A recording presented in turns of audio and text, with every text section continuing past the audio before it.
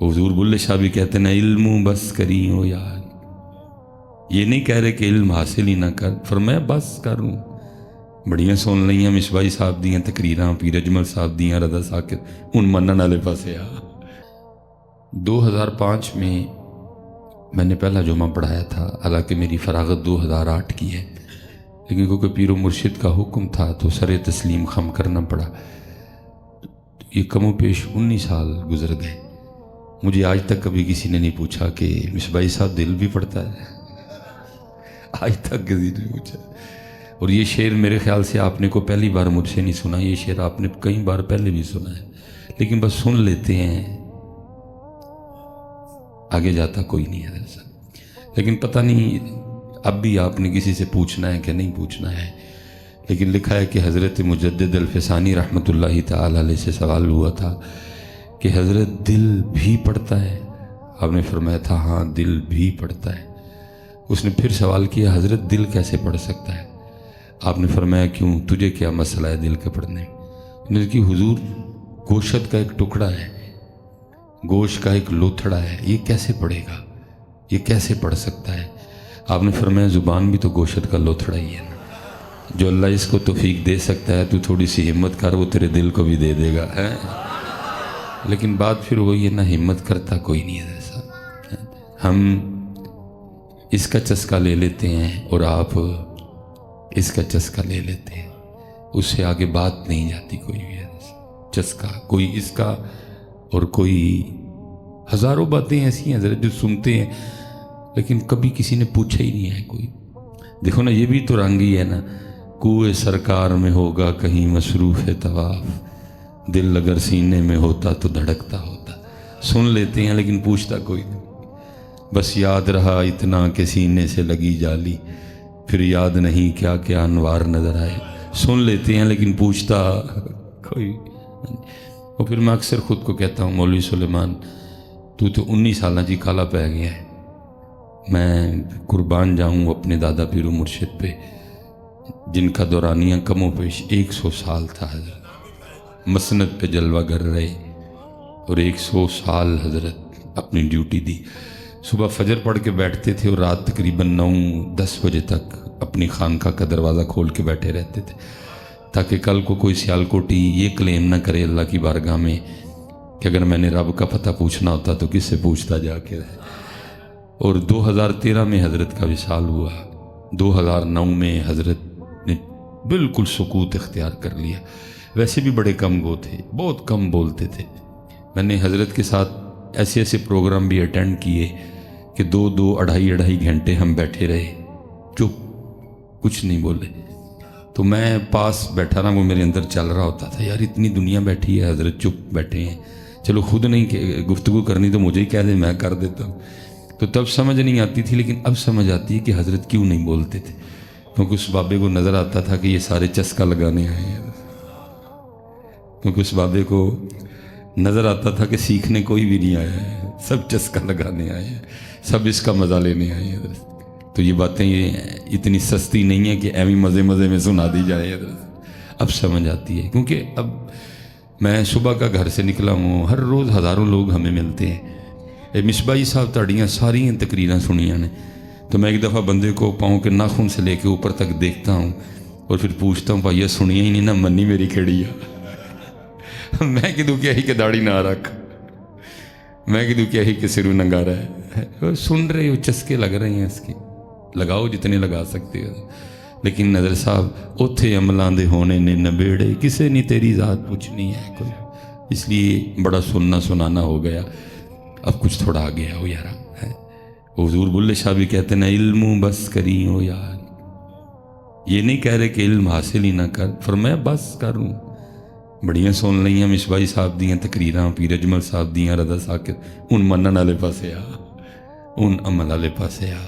علم بس کری ہو یار، اکو الف تیرے درکار، الف سے مراد اللہ، علم بس کری ہو یار، اکو الف تیرے درکار، علم ناوے وچ شمار، جاندی عمر نہیں اعتبار، علم بس کری ہو یار۔ اب حضرت آؤ کو تھوڑا سا، اور میری سمجھ میں نہیں آتا کہ یہ ہم زبان سے دل تک کا فاصلہ کیوں طے نہیں کر سکے ہیں؟ یہاں اگر میں دیکھوں تو 10 سال سے لے کر 60-65 تک والے احباب بیٹھے ہیں، تو حضرت یہ زبان سے دل تک کا فاصلہ کو 80 سال کا تو نہیں ہے۔ یہ چھوٹی انگلی دل پہ رکھیں، لو جی ایک بالشت کا فاصلہ ہے، پتہ نہیں ہم سے کیوں طے نہیں ہوا۔ کل بھی اللہ ادھر ہی تھا، آج بھی اللہ 60 سال کے بعد ادھر ہی ہے۔ کل بھی رسول پاک ادھر ہی تھے، 60 سال گزر گئے، اب بھی ادھر ہی ہیں۔ دل تک یہ معاملہ آ ہی نہیں سکا کوئی۔ اور میں حضرت جب اپنے اسلاف کو پڑھتا ہوں تو ہم تو زبان سے دل تک نہیں آئے، وہ تو اس سے بھی آگے گئے حضرت۔ وہ حضرت شاہ حسین نے لکھا تھا نا، فرماتے ہیں ربا میرے حال دا محرم تو ہے، ربا میرے حال دا محرم تو ہے، اندر تو ہے باہر تو ہے، روم روم وچ تو ہے، کہے فقیر حسین نے مانا میرا سب کچھ تو ہے۔ لیکن یہاں بات اس سے آگے، اس لیے میں گزارش کروں گا حضرت تھوڑا جی آگے آؤ، کیونکہ دل ہے وہ دل جو تیری یاد سے معمور رہا۔ حضرت ڈھونڈو تلاش کرو حضرت۔ تو میرے حضرت صاحب حضرت 2009 میں ویسے چپ کر گئے، اور 2009 تک اگر سیالکوٹ میں کوئی آپ کا جاننے والا ہوا تو آپ تصدیق کروا لیجئے گا کہ جب تک حضرت بولے 11 بجے کے بعد حضرت کی مسجد میں جگہ نہیں ملتی تھی۔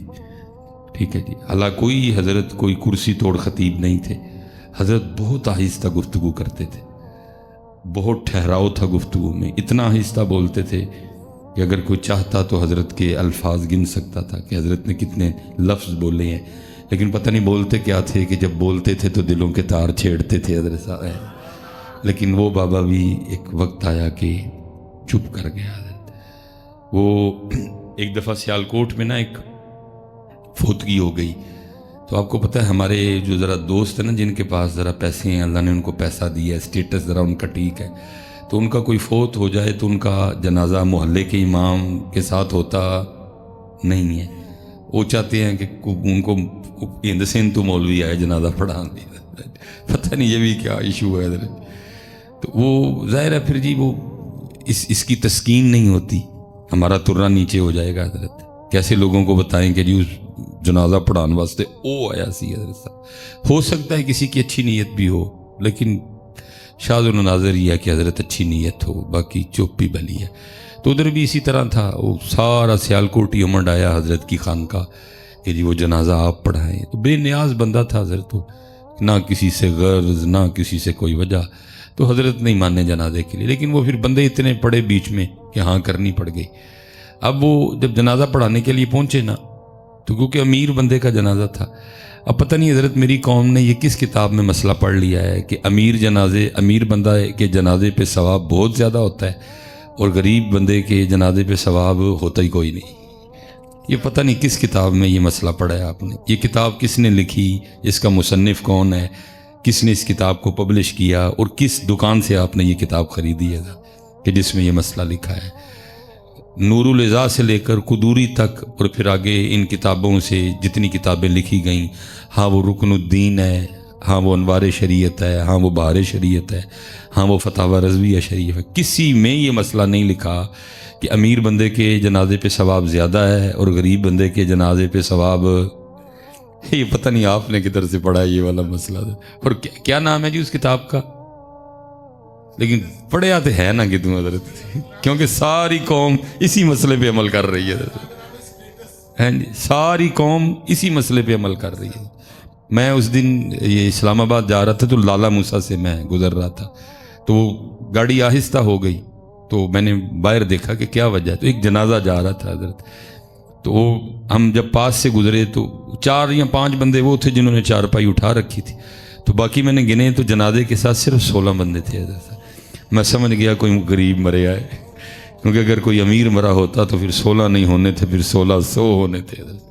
اور پھر میں اپنی منافقت پہ حیران ہوں کہ حضرت ہم میں کس طرح منافقت کوٹ کوٹ کے بھر چکی ہے پاکستانیوں میں۔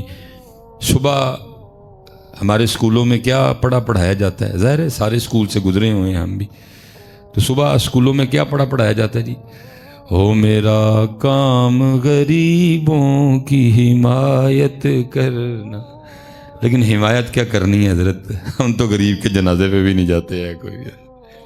حمایت ہم نے کسی غریب کی کیا کرنی تھی.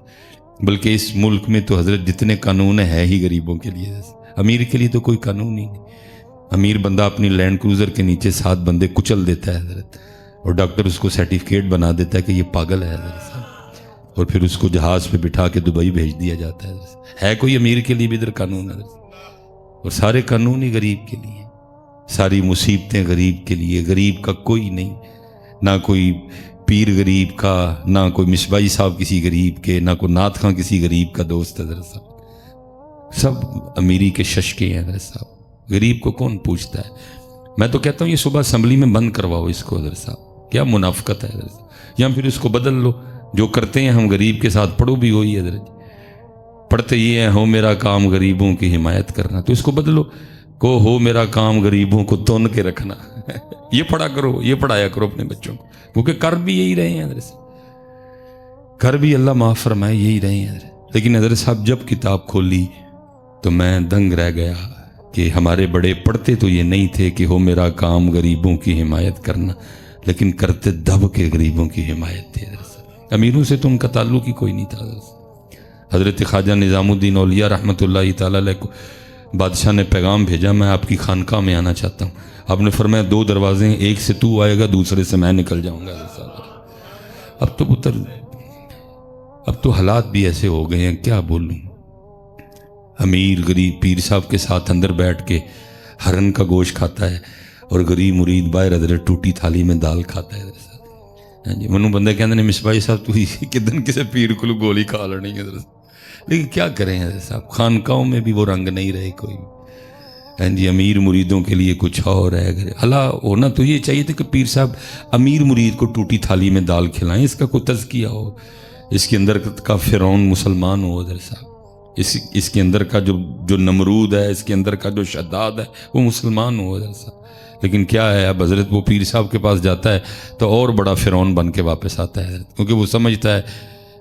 وہ میرے ایک بھائی ہیں، وہ کہتے ہیں جی وہ فلاں حضرت صاحب نا مجھ سے بڑا پیار کرتے ہیں. میں نے کہا تجھ سے کوئی نہیں کرتے، تیری لینڈ کروزر سے کرتے ہیں. پتر ہوئے ہیں تم ہی رکشے والا، میں دیکھنا تیرا نہ کیڑا پیار کرتا ہے. چپ پلی حضرت صاحب. لیکن جب بھی میں نے اپنے اسلاف کو پڑھا، قربان جاؤں جی، یہ کتابوں میں لکھا ہے کہ جب جناب سیدنا صدیق اکبر رضی اللہ تعالیٰ عنہ خلیفہ بنے تو ایک بچی آپ کے پاس آئی اور اس نے آ کے رونا شروع کر دیا. آپ نے اس سے پوچھا کہ کیوں رو رہی ہے؟ اور اس کرتی ہے خلیفہ رسول اس لیے رو رہی ہوں کہ اللہ کے رسول کا وصال ہو گیا. آپ نے فرمایا اگر تیرے رونے کی وجہ اللہ کے رسول کا وصال ہے تو پھر تجھے کیا بتاؤں کہ اس وقت ابو بکر کے دل کا کیا حال ہے. اور اس کرتی ہے خلیفہ رسول ایک وجہ اور بھی ہے. آپ نے فرمایا وہ بتا. اور اس کرتی ہے خلیفہ رسول میں یتیم ہوں، میری ماں نہیں ہے، بھائی نہیں ہے، بہن نہیں ہے، گھر میں ایک بوڑھی دادی ہے، وہ اندھی بھی ہے، وہ کمزور بھی ہے، وہ بیمار بھی ہے، اور ہمارے پاس کچھ بکریاں ہیں جن کا دودھ دھو کے چو کے نکال کے جو بھی آپ سے تو بیچ کے نا ہم بازار میں تو ہم اپنا گزارا کرتے ہیں. تو آپ نے فرمایا رو کیوں رہی ہے؟ اور اس کرتی خلیفہ رسول روتی اس لیے کیونکہ میرے ہاتھ چھوٹے چھوٹے ہیں، ان سے بکریوں کا دودھ نکل سکتا نہیں. دادی اندھی ہے، وہ بھی بکریوں کا دودھ نکال سکتی نہیں.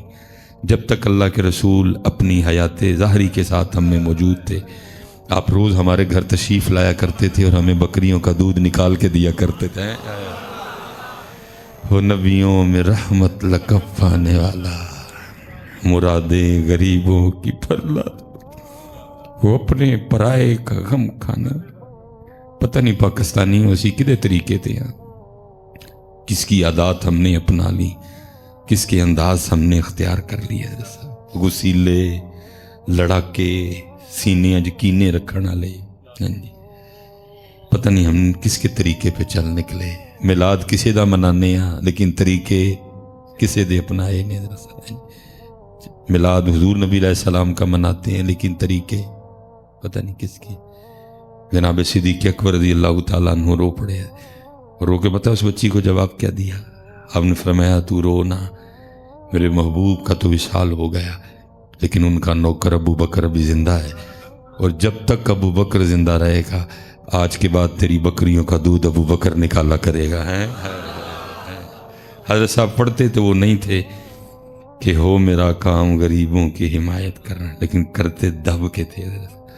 ہم پڑھتے ہیں لیکن کرتے، بلکہ ہم نے حضرت کسی کے ساتھ کیا کرنا ہے، ہم تو ایک دوسرے سے لڑے ہوئے، بھائی بھائی سے لڑا ہے، چاچا بھتیجے سے لڑا ہے، ماما بھانجے سے لڑا ہے. ہاں جی، ہم تو آپس میں لڑے ہوئے ہیں. وہ لڑنا تو کسی اور سے تھا، لڑ ہم آپس میں پڑے سارے. اب مجھے نہیں پتا کہ فیصل آباد سے فاصلہ کتنا بنے گا. میں اگر سیالکوٹ میں نا کینٹ جائیں نا، ہم کینٹ انٹر ہوں تو وہاں ایک تختی لگی ہے جس پہ لکھا ہے جموں 32 کلومیٹر ہے.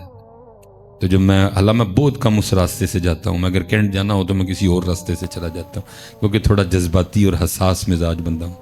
تو جب حضرت وہ 32 پہ نظر پڑتی ہے نا تو دل میں 32 چھید ہوتے ہیں کہ یار ساڑھے تو صرف 32 کلومیٹر سن، لیکن اسی انہوں واسطے کچھ بھی کیتا. ساڑھے غصے، ساڑھے ڈانڈ، ساڑھے قد، ساڑیاں چوڑیاں چوڑیاں چھاتیاں انہوں دے کام آ سکیاں. یہ ڈانڈ اسی ایک دوجے نو ہی وکھائے، یہ چوڑیاں چوڑیاں چھاتیاں اسی ایک دوجے، یہ زور اسی ایک دوسرے تے لائے. دیکھ کیا ماحول ہے، پرا پرا دا مارو ہے. محلے میں 10 گھر ہیں، 8 سے میری لڑائی ہے. بھئی لڑنا تو کسی اور سے تھا، لڑ ہم آپس میں پڑے ہیں سارے. وہ پھر کہتا ہوں مولوی سلیمان 32 کلومیٹر تیرے کو جموں ہے، تو اینا لی کھ نہیں کر سکیا، تو فلسطین لی کی کرنا ہے. اس لیے پتر اللہ دا واسطہ جے اپنے اندے گل میں چھڑیے تیاری کریے، جنہ دے پڑھنے نے انہاں دے پڑھیے. خدا دا واسطہ کوئی ہوش کرو تھوڑی ساری. کوئی قرآن کی طرف آؤ، کوئی اللہ کی طرف آؤ، کوئی رسول کی طرف آؤ. قرآن کیا کہہ رہا ہے؟ والقاظمین الغیظ. وہ غصہ پیندے نے، ایتھے پائی پیندہ ہی کوئی نہیں ہے. تو ہم نے صرف پڑھا ہے کہ ہو میرا کام غریبوں کی، لیکن کیتی یہ حضور غوث اعظم رضی اللہ تعالیٰ عنہ کے لیے لکھا ہے. یہ حضور غوث پاک رضی اللہ تعالیٰ عنہ خود کو چادر میں چھپائے بازار سے گزر رہے تھے. اور چادر میں اس لیے چھپا رکھا تھا کہ ظاہر ہے اگر ایسے جاؤں گا تو لوگ دیکھیں گے اور محبت میں اکٹھے ہو جائیں گے. کسی کو دھکا لگے گا، کسی کے پاؤں پہ پاؤں آئے گا، میری وجہ سے کسی کو نقصان نہ پہنچے. اس لیے حضور شیخ عبد القادر جیلانی، حضور غوث اعظم خود کو چادر میں چھپائے گزر رہے ہیں. وہ لکھا ہے کہ جی اس وقت بازار میں نا کپڑا چور کھڑا تھا اور اس کی نظر حضور غوث اعظم رضی اللہ تعالیٰ عنہ کی چادر پہ پڑ گئی. اب اس کو یہ نہیں پتا کہ چادر کے نیچے کون ہے. اس نے تو چادر دیکھی نا، اس نے خیال کیا کہ اگر یہ چادر چھین کے بھاگ جاؤں تو جتنی قیمتی چادر ہے مجھے کتنے دن کچھ نہیں کرنا پڑے گا، اتنی مہنگی بکے یہ بازار میں جا کے. لیکن کیونکہ بازار میں چادر چھین کے بھاگنا ناممکن تھا، اس نے کہا اب انتظار کرتا ہوں کہ چادر والا بازار سے، رش سے، گیدرنگ سے باہر آ جائے. 2-3 بندوں کی کوئی ٹینشن نہیں، وہ میں دیکھ لوں گا ان کو، لیکن اتنے بندے نہیں مجھ سے سنبھالے جائیں گے. اب وہ بھی چل رہا ہے اور حضور غوث پاک بھی چل رہا ہے. اللہ کیا حضور غوث پاک کو پتہ نہیں تھا پیچھے کون چل رہا ہے اور کس نیت سے چل رہا ہے؟ آپ تو فرماتے ہیں میرے اللہ نے میرے لیے اس دنیا کو ایسے کر دیا ایسے کھانے والے کے سامنے دسترخوان ہوتا ہے. آپ کو پتہ تھا لیکن چلتے رہے، وہ بھی چلتا رہا. اب جب حضور غوث پاک بازار سے باہر نکل آئے نا، اور اب چور کے نزدیک یہ جگہ چادر چھین کے بھاگنے کے لیے بالکل موزوں ہے، تو اس نے پکڑ کے نا آپ کی چادر کو کھینچا. ادھر وہ چادر کھینچ رہا ہے بار بار، ادھر حضور غوث اعظم رضی اللہ تعالیٰ عنہ اللہ کی بارگاہ میں کیا عرض کرتے ہیں؟ مفہوم ہے رب کریم پکڑی چادر اس نے بری نیت سے ہے، لیکن پکڑ عبد القادر کی لی ہے.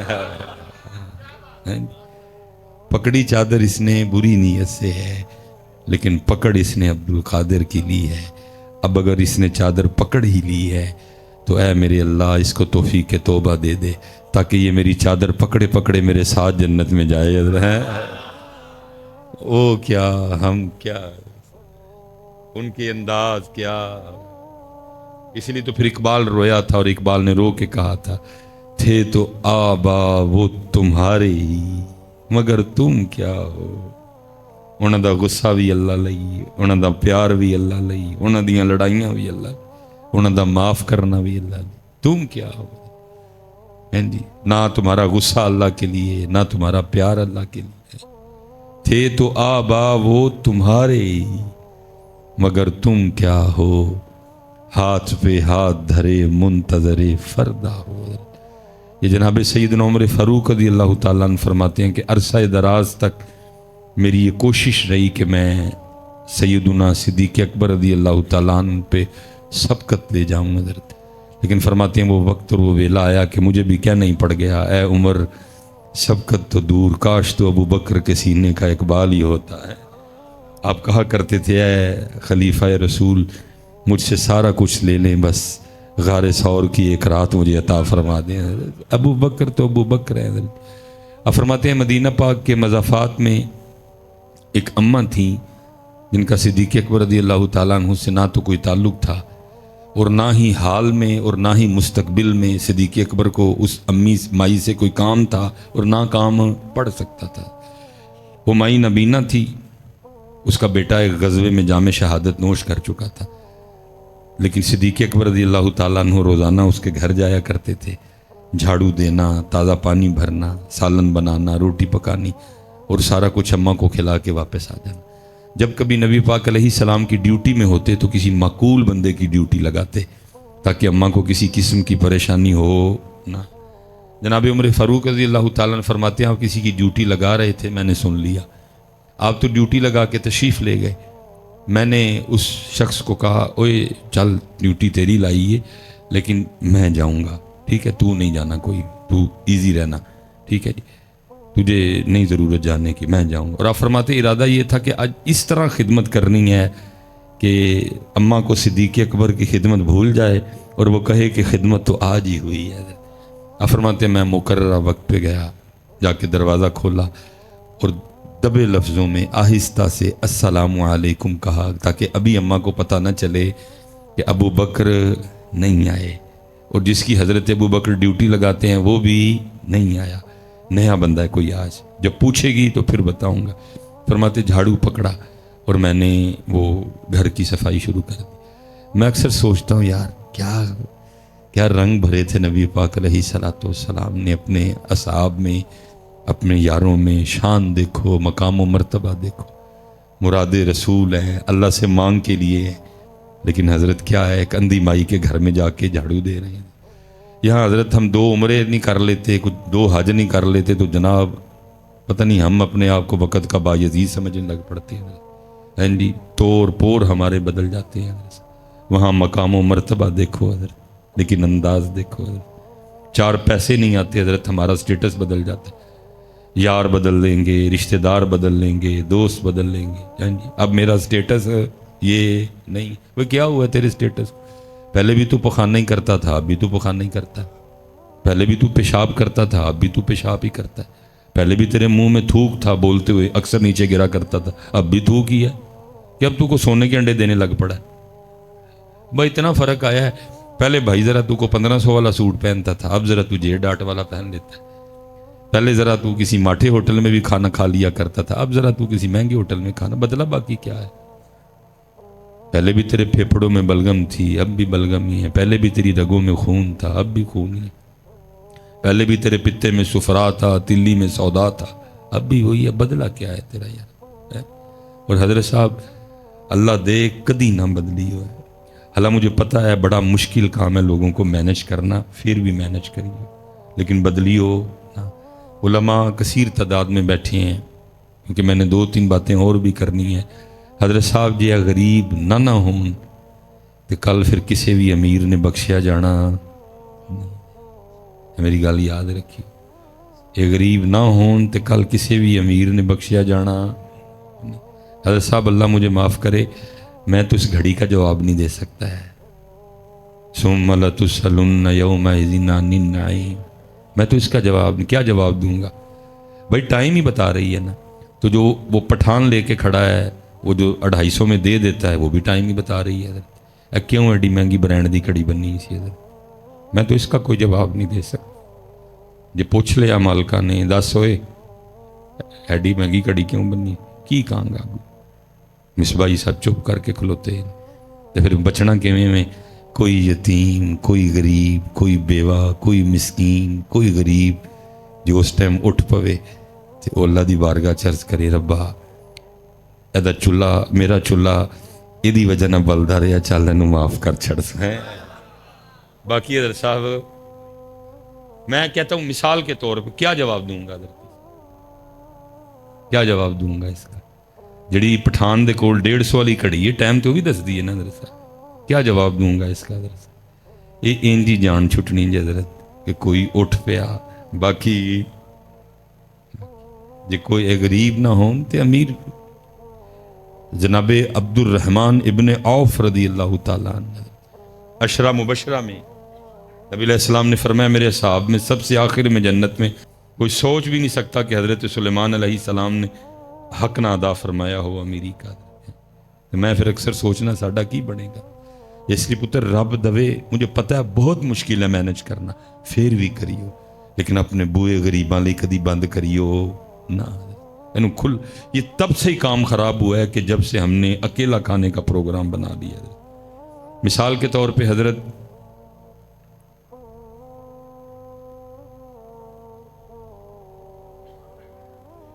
یہ قرآن پتہ کیا کہتا ہے؟ اپنے سارے خرچے نکال کے، یہ مثلا میرے پاس 500 ہے مثال کے طور پہ، تو قرآن کہتا ہے کہ یہ 500 تیرا کلے دا نہیں، اس میں اور بھی حقدار ہیں، اور وہ حقدار کون ہے؟ پہلا وَبِالْوَالِدَيْنِ إِحْسَانًا، پہلے حقدار کون نے؟ میرے ماں، اور وہ اس طرح کے حقدار ہیں کہ اگر میری امی یا میرے ابو پورے کا پورا 500 میری جیب سے نکال لیں تو میں ان کو پوچھ سکتا نہیں۔ پھر اس کے بعد حقدار کون ہے؟ وَبِالْوَالِدَيْنِ إِحْسَانًا وَذِي الْقُرْبَى، میرے رشتہ دار ہے، اے حقدار نہیں ہے۔ پھر وَالْيَتَامَى، یتیم رشتہ داراں چوئے تو پھر ڈبل ثواب ہے جی۔ وَبِالْوَالِدَيْنِ إِحْسَانًا وَذِي الْقُرْبَى وَالْيَتَامَى وَالْمَسَاكِينِ۔ پھر لیکن حضرت صاحب جدو مصباحی صاحب کہندے نے کہ میں 500 کلے ہی کھانے نے، پھر وہ کی کردے نے؟ پھر وہ لاندے نے کھچ، پھر مصباحی صاحب سر تے ہاتھ رکھ کے کدی ادھر نسدے نے تے کدی ادھر، او ویکھو جی میرے تے کسی نے جادو تے نہیں کر چڑھیا۔ اگے حضرت صاحب بھیڑیے بیٹھے دے نے انتظار وچ کوئی آئے حضرت صاحب، لیکن حضرت صاحب قرآن بالکل وکھری بات بتا رہا ہے۔ قرآن سورہ فجر میں کیا کہتا ہے؟ جدو کھچ لگ دی ہے تے کانوں لگ دی ہے کھچ، قرآن کیا کہتا ہے؟ قرآن کہتا ہے کلا بل لا تکرمون الیتیم، تینوں کیا ہی 500 سارا تیرا نہیں، وچ یتیماں دا بھی ہے، تو کلا کھان لگا، تو کلا کھان لگا، پہلی وجہ کھچ دی۔ کلا بل لا تکرمون الیتیم، پھر کھچ دی دوجی جگہ وجہ وَلَا تَحَاضُّونَ عَلَىٰ طَعَامِ الْمِسْكِينِ، تینوں کیا ہی 500 سارا تیرا نہیں، وچ مسکینہ دا بھی تو کلیں کھان لگا۔ أَرَأَيْتَ الَّذِي يُكَذِّبُ بِالدِّينِ فَذَلِكَ الَّذِي يَدْعُو الْيَتِيمَ، یتیم نو تکے مارنا، وَلَا يَحُضُّ عَلَىٰ طَعَامِ الْمِسْكِينِ۔ موجاں لگیاں نے جی، نیلا کالا کھٹا پیلا ہرا، اور کیڑے کیڑے علم کڈ لینے، لیکن قرآن کہتا ہے کھچ تینوں کیوں لائی ہے؟ کیونکہ تو یتیم دی تکریم۔ اس لیے حضرت صاحب جدو بھی کاروبار وچ کوئی ہوئے تے ٹھنڈیاں بہ کے نہ کلیاں سوچیو کہ اے 500 کدا کدا سی جنوں میں دیتا، تے پھر مینوں انہیں کیوں کھچ لانی ہے؟ حضرت صاحب ما یفعل اللہ بعذابکم، او بندیا تینوں اسی عذاب دے کے کی لینا؟ ایسا جدو رک جاندہ معاملہ تے کی اللہ نو لوڑ پہ گئی؟ اللہ کی شان بہت بلند ہے اس سے کی یہ اسی کلا بل لا تکرمون الیتیم۔ میں نے حضرت خود، میرے حضرت صاحب کے مرید تھے، حضرت صاحب سے بھی سنا اور پھر میں نے ان کو ملاقات بھی میری ہوئی۔ حضرت وہ ہمارے وہ پیر بھائی تھے کوئی، تو ان کو نا بلڈ کینسر ہو گیا تھا، اور پتہ تب چلا کہ جب بالکل لاسٹ سٹیج چل رہی تھی۔ حضرت ٹیسٹ وغیرہ ڈاکٹروں نے کی، انہوں نے کہا جی 2.5 مہینے آپ کے پاس، 3 مہینے۔ تو انہوں نے کہا بھائی مرتے جانا ہے، تو چل پاکستان مریے چل کے اپنے وچ. آپ کو پتہ ہے حضرت جو ہمارے احباب باہر ہوتے ہیں نا زیادہ، تو وہ پھر فیملی کو ان کی عادت کم ہوتی ہے اور مہینے بعد آنے والے پیسوں کی عادت زیادہ ہوتی ہے. تو جدو پھر واپس آ جاندے نے نا، اور واپس بھی جدو بالکل کلوز کر کے آندے نے سارا، تو وہ انج نہیں کسی نے چنگے لگتے. ہاں جی، وہ بھی ایسا ہی تھا. انہوں نے بتایا تو نہیں کہ مجھے کینسر ہے، بس انہوں نے یہ کہا کہ میں سارا کچھ چھڑ کے آ گیا. وہ سب کو یہی فکر تھی چھڑ کے آ گیا، بات ہوں کی بنے گا، وہ یاشیاں کتنے جان گیاں، نالے حضرت روک ٹوک بھی ہونی کتنے چلائیں، راتی 2 بجے کتوں آیا ہے. ہاں جی، وہ ہوں جی نہ کسی نے چنگا لگے. ہاں جی، بڑا سب نے ان کے ساتھ وہ عجیب و غریب سا سلوک کیا. وہ اتنے دل برداشتہ ہوئے کہ انہوں نے فیصلہ کر لیا کہ مرنا تو ہے بھی، لیکن اینا چ مرنا باہر ہی مراں گا جا کے. تو نالے انہوں نے کہا کہ مجھے باہر ہی دبیو، میری ڈیڈ باڈی پاکستان نہیں بھیجنی کوئی. وہ چپکے سے جا کے ٹکٹ کروا لی واپس اترنے کی. وہ کہیں رات کو نہ بارش آئی بڑی زیادہ، تو گھر کے بالکل ساتھ نا یتیم بھتیجیاں اور بیوہ بھابھی بھی رہتی تھی ادھر صاحب، لیکن کبھی پوچھا ہی نہیں کیونکہ بول چال کوئی نہیں سی ادھر. وہ تو بیچارہ پھر باہر ہے جو ہم ادھر رہ رہے ہیں. ہم نے اپنی آنکھیں بند کر لی ہوئی ہیں، ہم نے اپنے کان بند کر لیے ہیں، اپنی بیویوں کی آنکھوں سے دیکھتے ہیں اور اپنی بیوی کے کانوں سے سنتے ہیں. تو کیونکہ میری بہن تو میری بہن ہے نا، میری بیوی کی تو نند ہے. کیونکہ اپنی آنکھیں بند ہے، بیوی کی آنکھوں سے دیکھ رہا ہوں، اس لیے مجھے اپنی سگی بہن بھی نند ہی محسوس ہو رہی ہے. کیونکہ بھائی تو میرا ہے، بیوی کا تو دیور ہے، بیوی کا تو جیٹ ہے. کیونکہ میں نے اپنی آنکھیں بند کر لی ہوئی ہیں، اس لیے مجھے اپنا سگا بھائی بھی دیور اور جیٹ ہی نظر آ رہا ہے. خدارا اپنی آنکھیں کھولیں اور اپنی آنکھوں سے دیکھیں اور اپنے کانوں سے سنیں، آپ کو آپ کے سارے رشتے اچھے لگیں گے. دراصل میں نے حضرت صاحب جتنی دیر تک یہ عورتیں اور یہ زمینیں اور پیسے بھائیوں میں نہیں آتے، اللہ میں بالکل اکیلا ہوں، لیکن کیونکہ گلی محلوں میں پلا ہوں، جوان ہوا ہوں، میں نے بڑا کچھ دیکھا ہے. میں نے اپنی آنکھوں سے دیکھا حضرت بارش برس رہی تھی، سیالکوٹ کا مزاج ہے، تو جاتے ہوئے ماں بیٹوں کو کیا کہہ رہی ہے کہ آج ذرا موسم بارش والا ہے، تو میں وہ مولیاں لے کے نا، تو وہ ہم پنجابی میں کہتے ہیں مولی کنڈا کر لوں گی، تو تم نے کہیں ٹھہرنا نہیں، سب نے گھر ٹائم سے آنا ہے، تو پھر نہ رات کو مولی کے پراٹھے اور ساتھ چائے چلے گی. ادھر میں نے اپنی آنکھوں سے دیکھا جی. پہلے چھوٹا آ گیا سب سے نا، تو ماں کیا کہتی ہے، وہ کہتی ہے تھکا آیا ہے، اگر کہے تو پراٹھا بنا دوں، تو چھوٹا کیا کہ امی کیا کہہ رہی ہیں، پائن نو بھی آ لین دے، پائن بغیر کو پرونٹھے کا مزہ آنا ہے.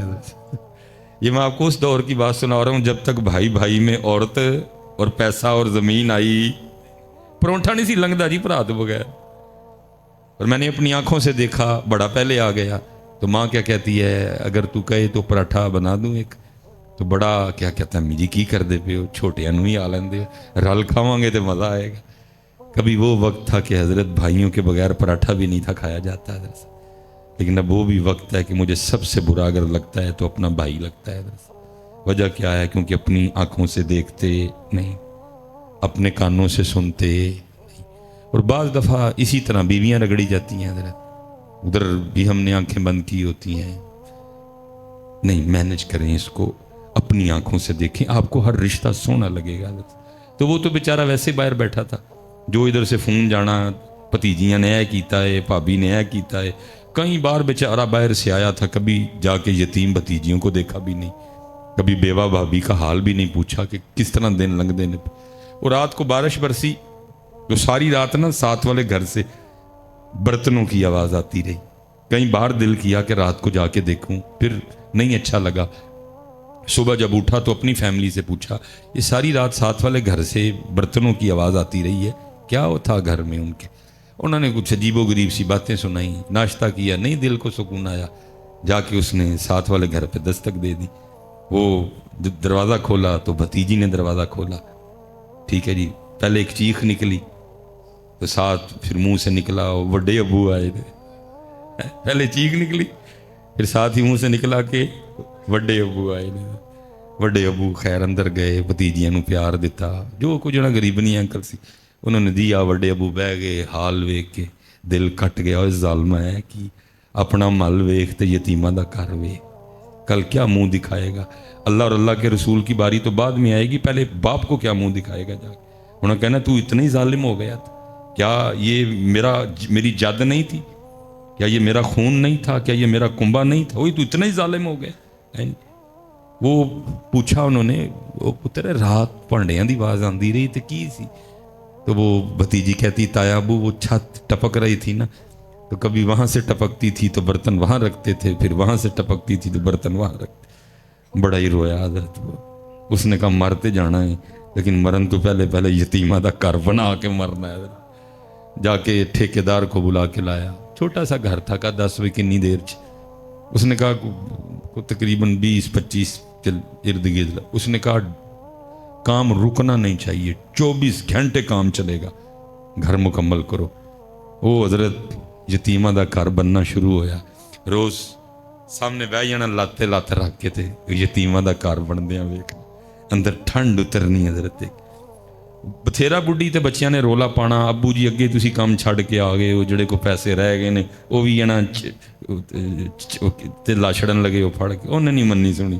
یتیمہ دا گھر تیار ہویا, ٹکٹ لئی تے باہر. دس اب وہ کہتے ہیں کہ مہینہ گزر گیا, 2 گزر گئے, 3 گزر گئے, 4 گزر گئے, 5 گزر گئے, میں کام لگا رہا. وہ کہتے ایک دن بس پہ بیٹھے رہے, اسی ڈاکٹر سے ملاقات ہو گئی کہ جس نے کہا تھا کہ تو 2.5 مہینے میں مر جائے گا.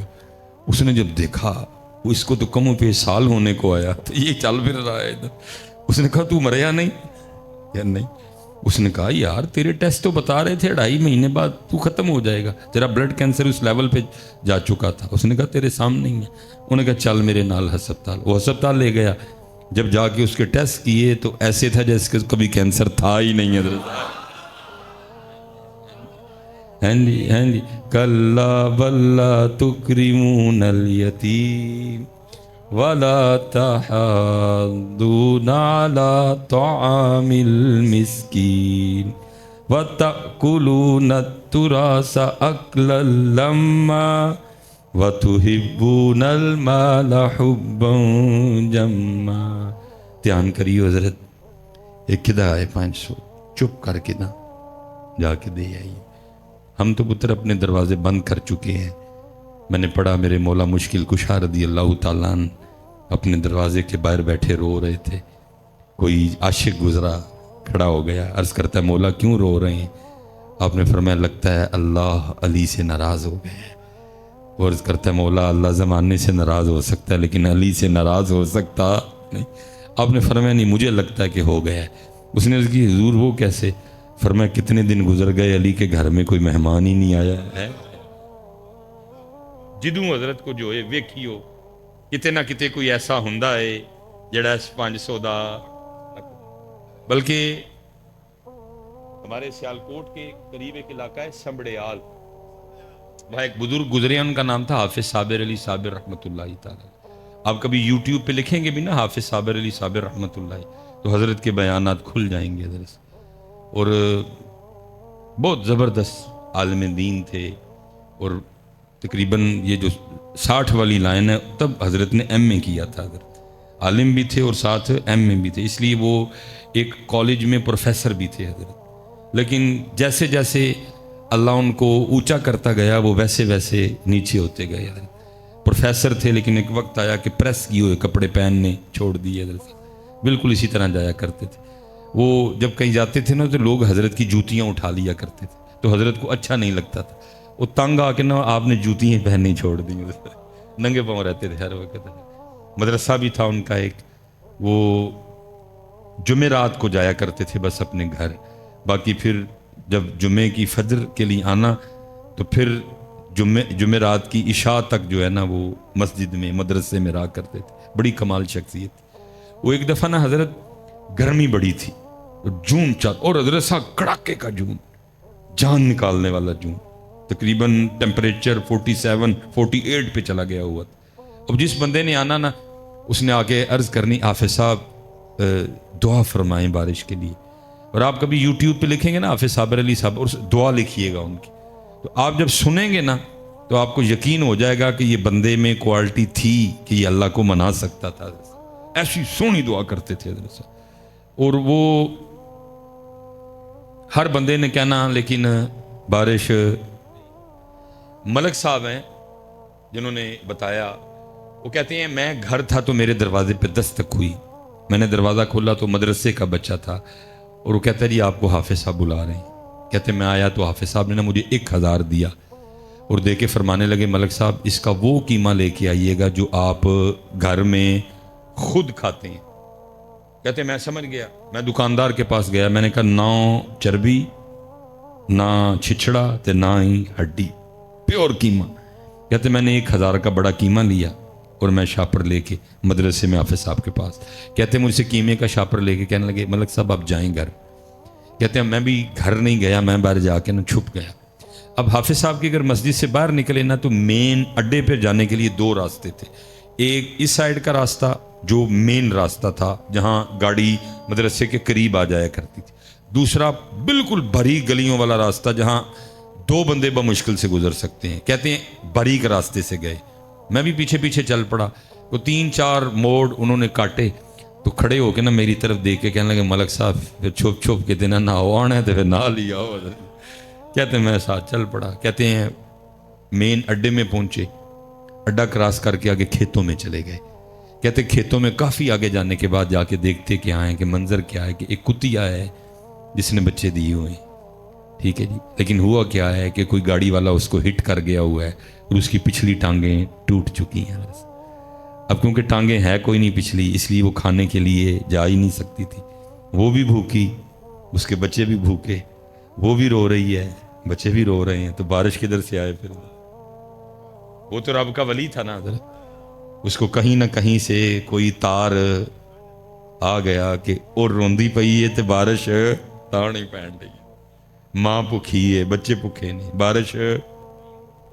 کہتے حافظ صاحب اس کو دیکھ کے نہ رو پڑے, اس کی باقاعدہ آنکھوں سے آنسو گر رہے تھے. حافظ صاحب رو پڑے, شاپر کا منہ کھولا, شاپر کو فولڈ کیا تاکہ اس کو پریشانی ہو نہ, کر کے نا اس کے سامنے رکھا. پتہ نہیں کب کی بھوکی تھی, وہ ٹوٹ پڑی حضرت شاپر پہ نا, اور اس نے پیٹ بھر کے قیمہ کھایا. جب قیمہ کھا لیا تو اس نے آسماں کی طرح منہ کر کے نا کو آواز نکالی. تو ملک صاحب کہتے ہیں کہ جب ہم گئے تو گرمی کی وجہ سے پسینے میں بھیگے گئے, لیکن جب واپس آئے تو باران رحمت میں نہاتے ہوئے آئے. ارے صاحب جدو بھی کوئی معاملہ ہوئے تو چیک کریو, کتے نہ کتے کوئی روندا ہوندا ہے جڑا اس 500 دا حقدار. اللہ دوے حضرت کدی بوئے بند نہ کر. اللہ میں خود کہہ رہا ہوں بہت مشکل ہے مینج کرنا, لوگ بہت تنگ کرتے ہیں, پھر بھی تنگ نہ ہوئیو ہے. اے ویکھیو مالک نے کنی مہر کیتی حضرت ہے. اور کوشش کریو کہ اللہ دی مخلوق اتے اپنا ہاتھ نرم رکھی. حضرت عمر رضی اللہ تعالیٰ عنہ پکڑ کے جھاڑو دے رہے ہیں, سارا گھر صاف کیا, مشق لی, پانی لینے چلے گئے, پانی لے کے آئے. ٹھیک ہے جی, آ کے تو آٹا گوندا, آٹا تیار ہونے کے لیے رکھ دیا, سالن بنایا.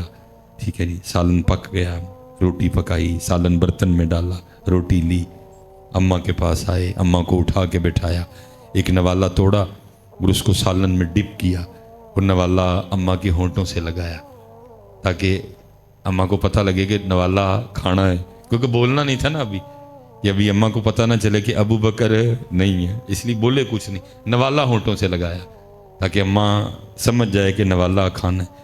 لیکن حضرت عمر فاروق رضی اللہ تعالیٰ عنہ فرماتے ہیں نوالا ہونٹوں سے لگا, ساتھ ہی اماں بول پڑی اور کہتی کیا ہے, آج ابو بکر نہیں آئے. آج ابو بکر نہیں آئے, کیونکہ مزاج مبارک میں جلال بھی تھا. آپ نے فرمایا اوئے اس کو تو نظر آتا ہے, میں تو امی اتنی دیر لگا رہا کہ پوچھے گی تو بتاؤں گا, اس کو تو نظر آتا ہے, اور اگر اس کو نظر نہیں آتا ہے تو اس کو کیسے پتہ چل گیا کہ ابو بکر نہیں آئے. اب فرماتے میں نے کہا اماں تجھے نظر آتا ہے.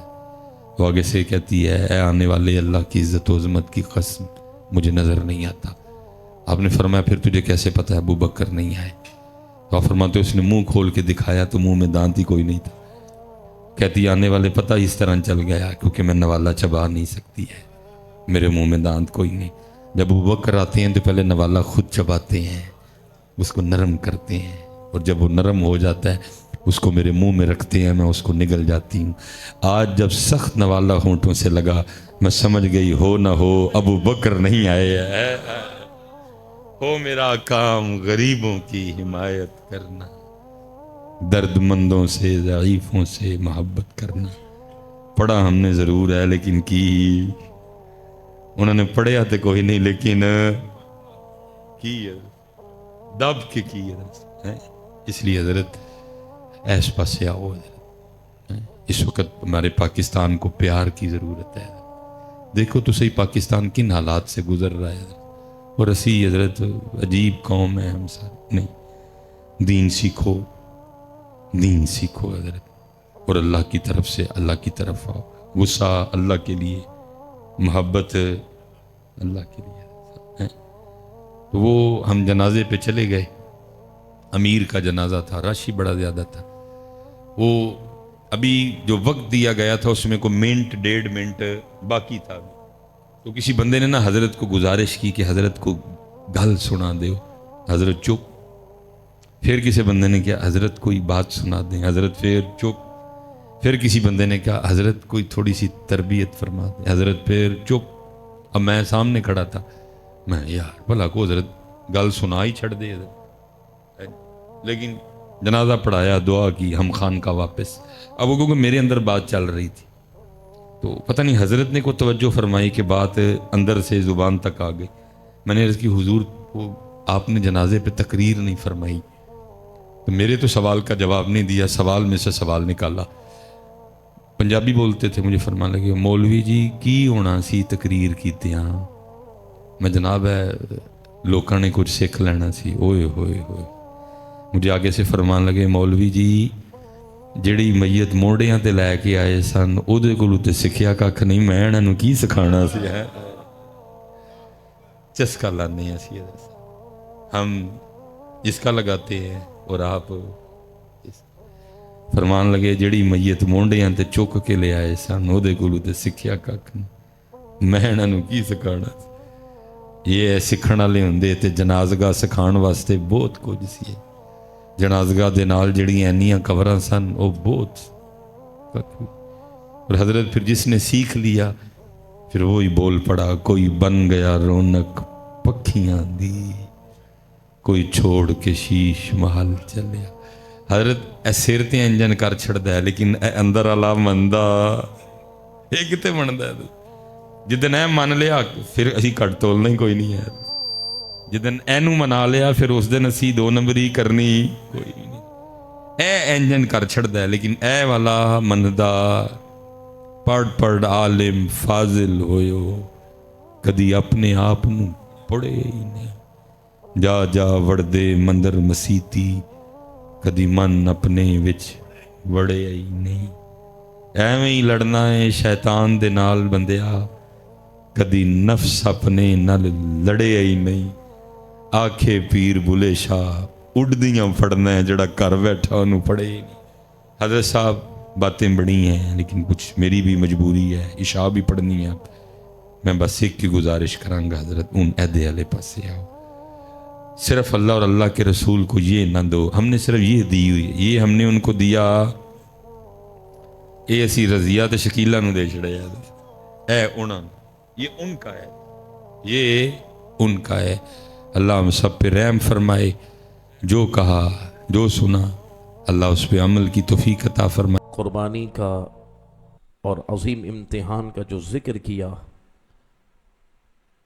جس کے بعد آج امت مسلمہ کے اندر اللہ تبارک و تعالیٰ نے قربانی کی عظیم عبادت کو جو جاری فرمایا، اس کی اصل کیا ہے اور اس کا فلسفہ کیا ہے، اس پر ہم چند باتیں عرض کریں گے۔ اور واقعی میں جب ہم قرآن کی ان آیات پر غور کرتے ہیں اور اللہ تبارک و تعالیٰ کی ان آیات کو جب ہم پڑھتے اور سمجھتے ہیں، اور جب ہم دیکھتے ہیں کہ اللہ تبارک و تعالیٰ کے پیارے اللہ کی رضا کی خاطر، اس کی خوشنودی کی خاطر ہر قسم کی قربانی دینے کے لیے تیار ہوتے ہیں، تو اس کے بعد پھر ہم اپنی زندگی کا محاسبہ کرتے ہیں کہ ایک طرف اللہ تبارک و تعالیٰ کے پیاروں کا عمل ہے، اور وہ اللہ تبارک و تعالیٰ کی رضا کو پانے کے لیے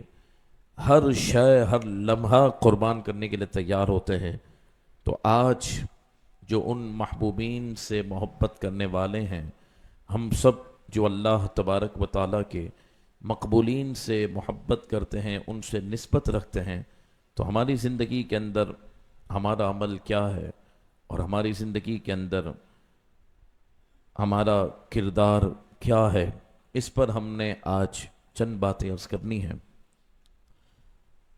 قربانی کا جو عظیم عبادت کا جو سلسلہ ہے، یہ حضور جان عالم صلی اللہ علیہ وسلم کی امت کو اللہ تبارک و تعالی نے عطا فرمایا، لیکن یہ ایک پورا فلسفہ ہے، اور ہم اس فلسفے کو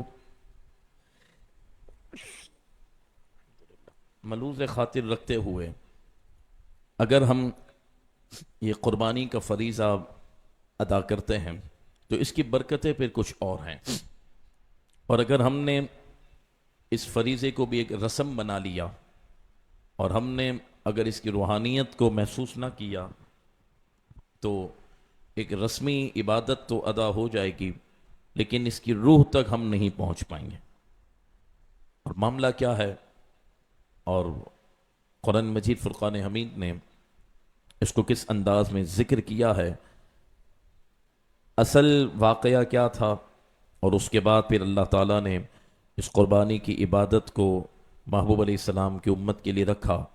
اصل معاملہ کیا ہے اگر ہم غور کریں انشاءاللہ ان آیات کی روشنی میں، تو ایمان بھی تازہ ہوگا، روحانیت بھی بڑھے گی، اور پھر یقین مانے اندر سے انسان کا ضمیر اگر بیدار ہو، اس کا دل اگر بیدار ہو، اور اس کے دل پر اگر زنگ نہ ہو تو وہ بھی تڑپ اٹھتا ہے کہ مالک جب تیرے خلیل تیری رضا کو پانے کے لیے اپنے لخت جگر کو کاٹنے سے پیچھے نہیں ہٹتے تو کیا میں تجھے اور تیری رضا کو پانے کے لیے میں اپنی ناجائز خواہشات کو ترک نہیں کر سکتا؟ اب غور کیجئے گا، پارہ نمبر 23 ہے، سورہ صافات ہے، اور آیت نمبر 100۔ ہم خوش نصیب ہیں کہ اللہ کے فضل سے ہمیں قرآن کا درس سننے کا موقع الحمدللہ مل رہا ہے، اور جتنی میری بہنیں موجود ہیں، آپ حضرات جتنے موجود ہیں، سب نے ان آیات کریمہ پر بڑی توجہ دینی ہے اور آج کے درس میں بڑی توجہ رکھنی ہے۔ اللہ کے کلام نے ارشاد فرمایا، جب حضرت ابراہیم علیہ السلام ملک شام پہنچے، آپ اللہ تبارک و تعالیٰ کی بارگاہ میں دعا کرتے ہیں، ربی حب لی من الصالحین، اے میرے رب مجھے نیک بچہ عطا فرما۔ آپ نے اللہ تبارک و تعالیٰ کی بارگاہ میں اولاد کی نعمت کو مانگا، اور اولاد کی صرف نعمت کو نہ مانگا بلکہ آپ نے فرمایا مولا مجھے ایسا بچہ عطا کر جو نیک ہو۔ بولیں سبحان اللہ۔ تو اولاد مانگنی چاہیے رب سے، تو نیک اولاد مانگنی چاہیے۔ ربی حبلی من الصالحین، اے اللہ تو مجھے نیک بچہ عطا فرما۔ تقریباً مفسرین فرماتے ہیں حضرت ابراہیم علیہ السلام جو اللہ کے خلیل ہیں اور اللہ تبارک و تعالیٰ کی بارگاہ میں حضور سید عالم صلی اللہ علیہ وسلم کے بعد سب سے بڑا مرتبہ اور مقام آپ کا ہے۔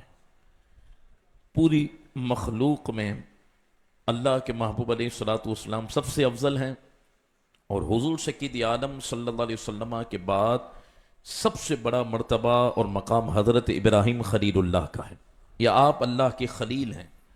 اب یہ دیکھیں مفسرین فرماتے ہیں تقریباً 16 سال کم و بیش آپ نے اللہ تبارک و تعالیٰ سے دعا کی۔ کتنے سال؟ 16 سال۔ اور 16 سال آپ نے اللہ کی بارگاہ میں اولاد کی دعا کی، اور اللہ تبارک و تعالیٰ نے 16 سال بعد آپ کو اولاد کی نعمت عطا فرمائی۔ بولیں سبحان اللہ۔ 16 سال تقریباً آپ اللہ تبارک و تعالیٰ کی بارگاہ میں دعا کرتے رہے، تو پتہ یہ چلا کہ اس میں بھی اللہ رب العالمین کی حکمت ہوتی ہے. نبی تو ایک مرتبہ جملہ کہہ دے، ولی کہہ دے تو کام ہو جاتا ہے، تو پھر یہ تو اللہ کی خلیل ہیں. لیکن 16 سال اللہ سے دعا کی. 70 سال کی جب آپ کی عمر مبارک ہوئی حضرت ابراہیم علیہ السلام کی، تو آپ کے دل میں اولاد صالح کی نعمت طلب کرنے کا خیال آیا. آپ نے اللہ سے دعا شروع کی، اور 86 برس کی جب آپ کی عمر ہوئی، 86 ایئرز کے جب آپ ہوئے حضرت ابراہیم، تو آپ کی دعا کا اثر وہ ظاہر ہوا، اور اللہ تبارک و تعالیٰ نے آپ کو اولاد صالح کی صورت میں حضرت اسماعیل علیہ السلام عطا فرمائے. بولیں سبحان اللہ. اب غور کیجئے گا کیسی آپ کو تڑپ ہوگی، اور اس اولاد سے آپ کو پیار کتنا ہوگا. ایک تو 70 سال کی عمر میں آپ نے اولاد مانگی، اور ایک ہی بیٹا اس وقت آپ کو عطا ہوا. 86 برس کی آپ کی عمر ہوئی، حضرت اسماعیل علیہ السلام دنیا میں تشریف لائے. اللہ اکبر. آج جب میں ان آیتوں کو پڑھ رہا تھا نا، تو واقعی میں نے کہا کہ کاش اور اللہ کرے ہمارے الفاظ ہمارا ساتھ دے دیں اور ہم ان باتوں کو اپنے دلوں میں اتاریں. میں آپ کو عرض کرتا ہوں یہ رسمی محفل نہیں ہے، میری ایک ایک بہن نے توجہ رکھنی ہے. قرآن کا درس ہے اور سب سے عظیم موقع ہے، اور ہم سب نے بھی غور کرنا ہے. اللہ کے خلیل ہیں، حضور جان عالم کے بعد سب سے بڑا مرتبہ آپ کا ہے. اللہ کی خاطر آگ میں بھی آپ تشریف لے جاتے ہیں، ہر قسم کی قربانی کو پیش کرتے ہیں. ہم تو 2 یا 4 مرتبہ تہجد کی نماز میں اٹھ جائیں، توجہ 4-6 شب جمعہ کی محفل میں آ جائیں، اور 2-4 مرتبہ کسی عالم سے کسی مرشد سے دعا کرا دیں، اور کام نہ ہو تو ہم مایوس ہو جاتے ہیں. کہتے ہیں یار یہ کیا بات ہو گئی، میں تو تہجد بھی پڑھ رہا ہوں، میں تو وظیفہ بھی پڑھ رہا ہوں. ایک ہماری طبیعت ہے، میں تو یہ بھی عمل کر رہا ہوں. ابراہیم علیہ السلام اللہ کی خلیل ہیں، اور حبیب کے بعد سب سے بڑا درجہ خلیل کا ہوتا ہے. روئے زمین میں پوری مخلوق میں بشمول فرشتے سرکار کے بعد سب سے بڑا درجہ آپ کا ہے، حضرت ابراہیم کا سب سے بڑا درجہ آپ کا ہے. آج ہمیں ہماری 2 یا 3 مرتبہ تہجد کی نماز یاد رہی، آج 5-6 مرتبہ ہمارا ختم قادریہ پڑھنا ہم کو یاد رہا. حضرت ابراہیم علیہ السلام کے لیے آزمائش کیسی. پہلے تو آپ کو آپ کی امت نے ستایا، آپ کو آگ میں ڈالا گیا، آپ اپنے شہر والوں سے پریشان ہوئے، ظلم و ستم کو آپ نے برداشت کیا، ہر ظلم کو آپ نے دل و جان سے برداشت کیا.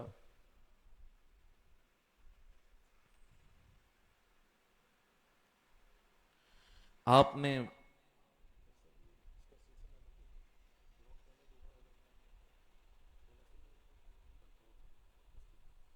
تو اب اگر ہم غور کریں، یہ واقعی میں یہ بیان میں اپنی ذات پر بھی تارک ہوں، آپ بھی تارک ہیں. ہم تو 4 دن کوئی وظیفہ پڑھ لے تو کہتے ہیں یہ کیوں کام نہیں ہوا، وہ میں نے تو تعویذ پہنا تو پھر مسئلہ حل کیوں نہیں ہوا. یقیناً یہ سب اسباب ہیں، لیکن اصل امتحان بندے کا یہ ہے کہ وہ رب کی رضا پر راضی ہے کہ نہیں ہے. اب غور کیجئے گا، طرح طرح کی تکالیف آپ برداشت کر رہے ہیں، حالانکہ اللہ کے خلیل ہیں، سب سے بڑا درجہ آپ کا ہے حضور جان عالم کے بعد. سب تکلیفوں کو برداشت کر رہے ہیں. زبان شکوہ تو ممکن ہی نہیں ہے، لیکن اس خلیل کا صبر تو دیکھیں. پھر اولاد کی نعمت طلب کرنے کا ارادہ ہوا، اللہ سے اولاد مانگی، ملک شام پہنچے. وہاں پہنچنے کے بعد اپنے رشتہ داروں کو، آپ نے اپنے محلے والوں کو، اپنے شہر کو چھوڑا. ظلم و ستم سے آپ تنگ آئے، اللہ کی اجازت سے آپ نے ہجرت کی، ملک شام پہنچے. اب 70 سال کی آپ کی عمر ہے، بزرگی آپ پر آ چکی ہے، اور آپ اب اللہ رب العالمین سے دعا کرتے، مولا اولاد کی نعمت دے، اولاد ایسی عطا کر جو نیک ہو، نیک اولاد مجھے عطا کر. کیا ہوا؟ اللہ فرماتا ہے فَبَشَّرْنَاهُ بِغُلَامٍ حَلِيمٍ. تو بس ہم نے ابراہیم کو خوشخبری سنائی ایک حلیم فرزند کی، ایسا لڑکا عطا فرمایا جس کو ہم نے حلم عطا کیا تھا. بولیں سبحان اللہ. آپ نے دعا کی تھی مولا تو مجھے نیک بچہ عطا کر، تو نیکی کے اندر بہت بڑا وصف و حلم کا ہے، برداشت، صبر، اللہ تبارک و تعالیٰ کی رضا پر راضی رہنا. تو اللہ فرماتے ہم نے ابراہیم علیہ السلام کی دعا قبول فرمائی اور انہیں ایک حلیم لڑکے کی بشارت عطا فرمائی. اچھا، امتحان دیکھیں کیسے دے رہے ہیں. قوم کے ظلم کو برداشت کرتے ہیں، علاقے کو چھوڑتے ہیں، شہر کو چھوڑتے ہیں، سب کچھ کرتے ہیں. 70 سال کی عمر سے دعا شروع کرتے ہیں، 16 سال بعد اس دعا کا اثر نظر آتا ہے. اب 86 برس کی عمر میں اللہ تبارک و تعالیٰ نے آپ کو اولاد نرینہ عطا فرمائی. پہلا بیٹا آپ کو اللہ تبارک و تعالیٰ نے عطا فرمائی. عمر ہے 86 برس، 86 ایئرس. اب کیا ہوا؟ آپ نے بڑی محبت سے، بڑے پیار سے اس کو پالا. حضرت اسماعیل علیہ السلام کی تربیت فرمائی، بڑی محبت کے ساتھ آپ نے ان کی پرورش فرمائی. آپ کی زوجہ حضرت اسماعیل علیہ السلام کی والدہ سکیدہ ہاجرہ رضی اللہ تعالیٰ عنہ بھی بڑی خوش کہ اللہ تبارک و تعالیٰ نے ہمیں لخت جگر عطا فرمایا. 86 ایئرز عمر ہو پھر پہلا بیٹا ملے، اور 16 سال رب سے مانگا ہو پھر بیٹا ملے، تو بیٹا ماں باپ کے لیے کیسی آنکھوں کا تارا ہوگا، اور کتنا ماں باپ کا چین اور سکون ہوگا. اب کیا ہوا؟ فلما بلغ معه السعی، قرآن فرماتا ہے پھر جب اسماعیل علیہ السلام اتنے بڑے ہوئے کہ اب وہ کام کاج کر سکتے ہیں اپنے والد کے ساتھ. آپ کا ساتھ، سعی مطلب کوشش کرنا، یعنی اسماعیل علیہ السلام اب اتنی عمر کو پہنچے کہ اب وہ اپنے والد کا بازو بن سکتے ہیں اور اپنے والد کا ساتھ دے سکتے ہیں. اللہ اکبر. بچپن سے نوجوانی تک قدم رکھا. اچھا، اللہ کی حکمت اور شان بھی دیکھیں. اللہ اکبر. اس کی مشیت ہے، اس کی حکمت ہے، اور ہم تو بڑے کمزور لوگ ہیں. اللہ ہمیں آزمائش کی شدت سے بچائے. ہم تو کسی بھی قابل نہیں ہیں. اللہ چاہتا ہو تو بچپن کے اندر ہی اسماعیل علیہ السلام کے حوالے سے حضرت ابراہیم کا امتحان لے لیتا. یہ بھی بہت مشکل تھا. 16 سال بعد اولاد ملی ہے، بچپن میں کوئی حکم آ جاتا نہیں. اب وہ نوجوانی تک پہنچے، اب وہ اپنے والد کا بازو بنے، کام کاج کے قابل ہوئے کہ اب اپنے والد کا وہ ساتھ دیں گے. حضرت ابراہیم علیہ السلام نے اپنا ساتھ ان کو عطا کیا، اپنے ساتھ ان کو رکھا. اور مفسرین فرماتے ہیں عمر اس وقت اسماعیل علیہ السلام کی 13 سے 14 سال کی ہوئی. اب 13 سے 14 سال کا حسین و جمیل نوجوان بیٹا، اللہ اکبر، جو اللہ سے مانگا رب نے عطا کیا. اب حضرت ابراہیم علیہ السلام کا ایک اور امتحان ہوتا ہے. آپ کو خواب آتا ہے اللہ کی طرف سے، جس میں آپ کو یہ حکم دیا جاتا ہے کہ جو بیٹا میں نے تمہیں عطا کیا تھا، اب ہمارا حکم یہ ہے کہ تم اس کو ہماری خاطر ذبح کر دو. ایک ہی بیٹا ہے. جب آپ نے خواب دیکھا، قرآن کیا کہتا ہے؟ بات قرآن ہی سے ہو جائے تو کافی ہے. قال،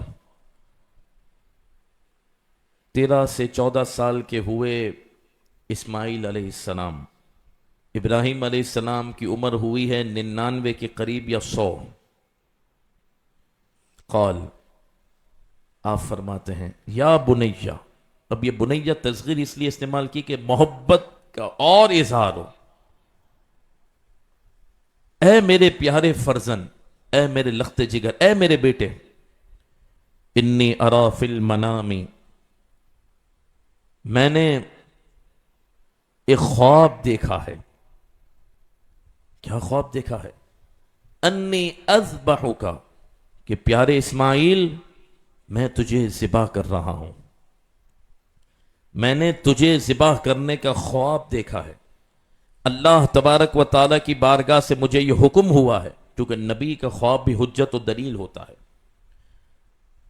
تو آپ نے فرمایا کہ مجھے اللہ تبارک و تعالیٰ نے یہ خواب کے ذریعے حکم دیا ہے کہ تم اپنے بیٹے لخت جگر کو ذبح کر دو.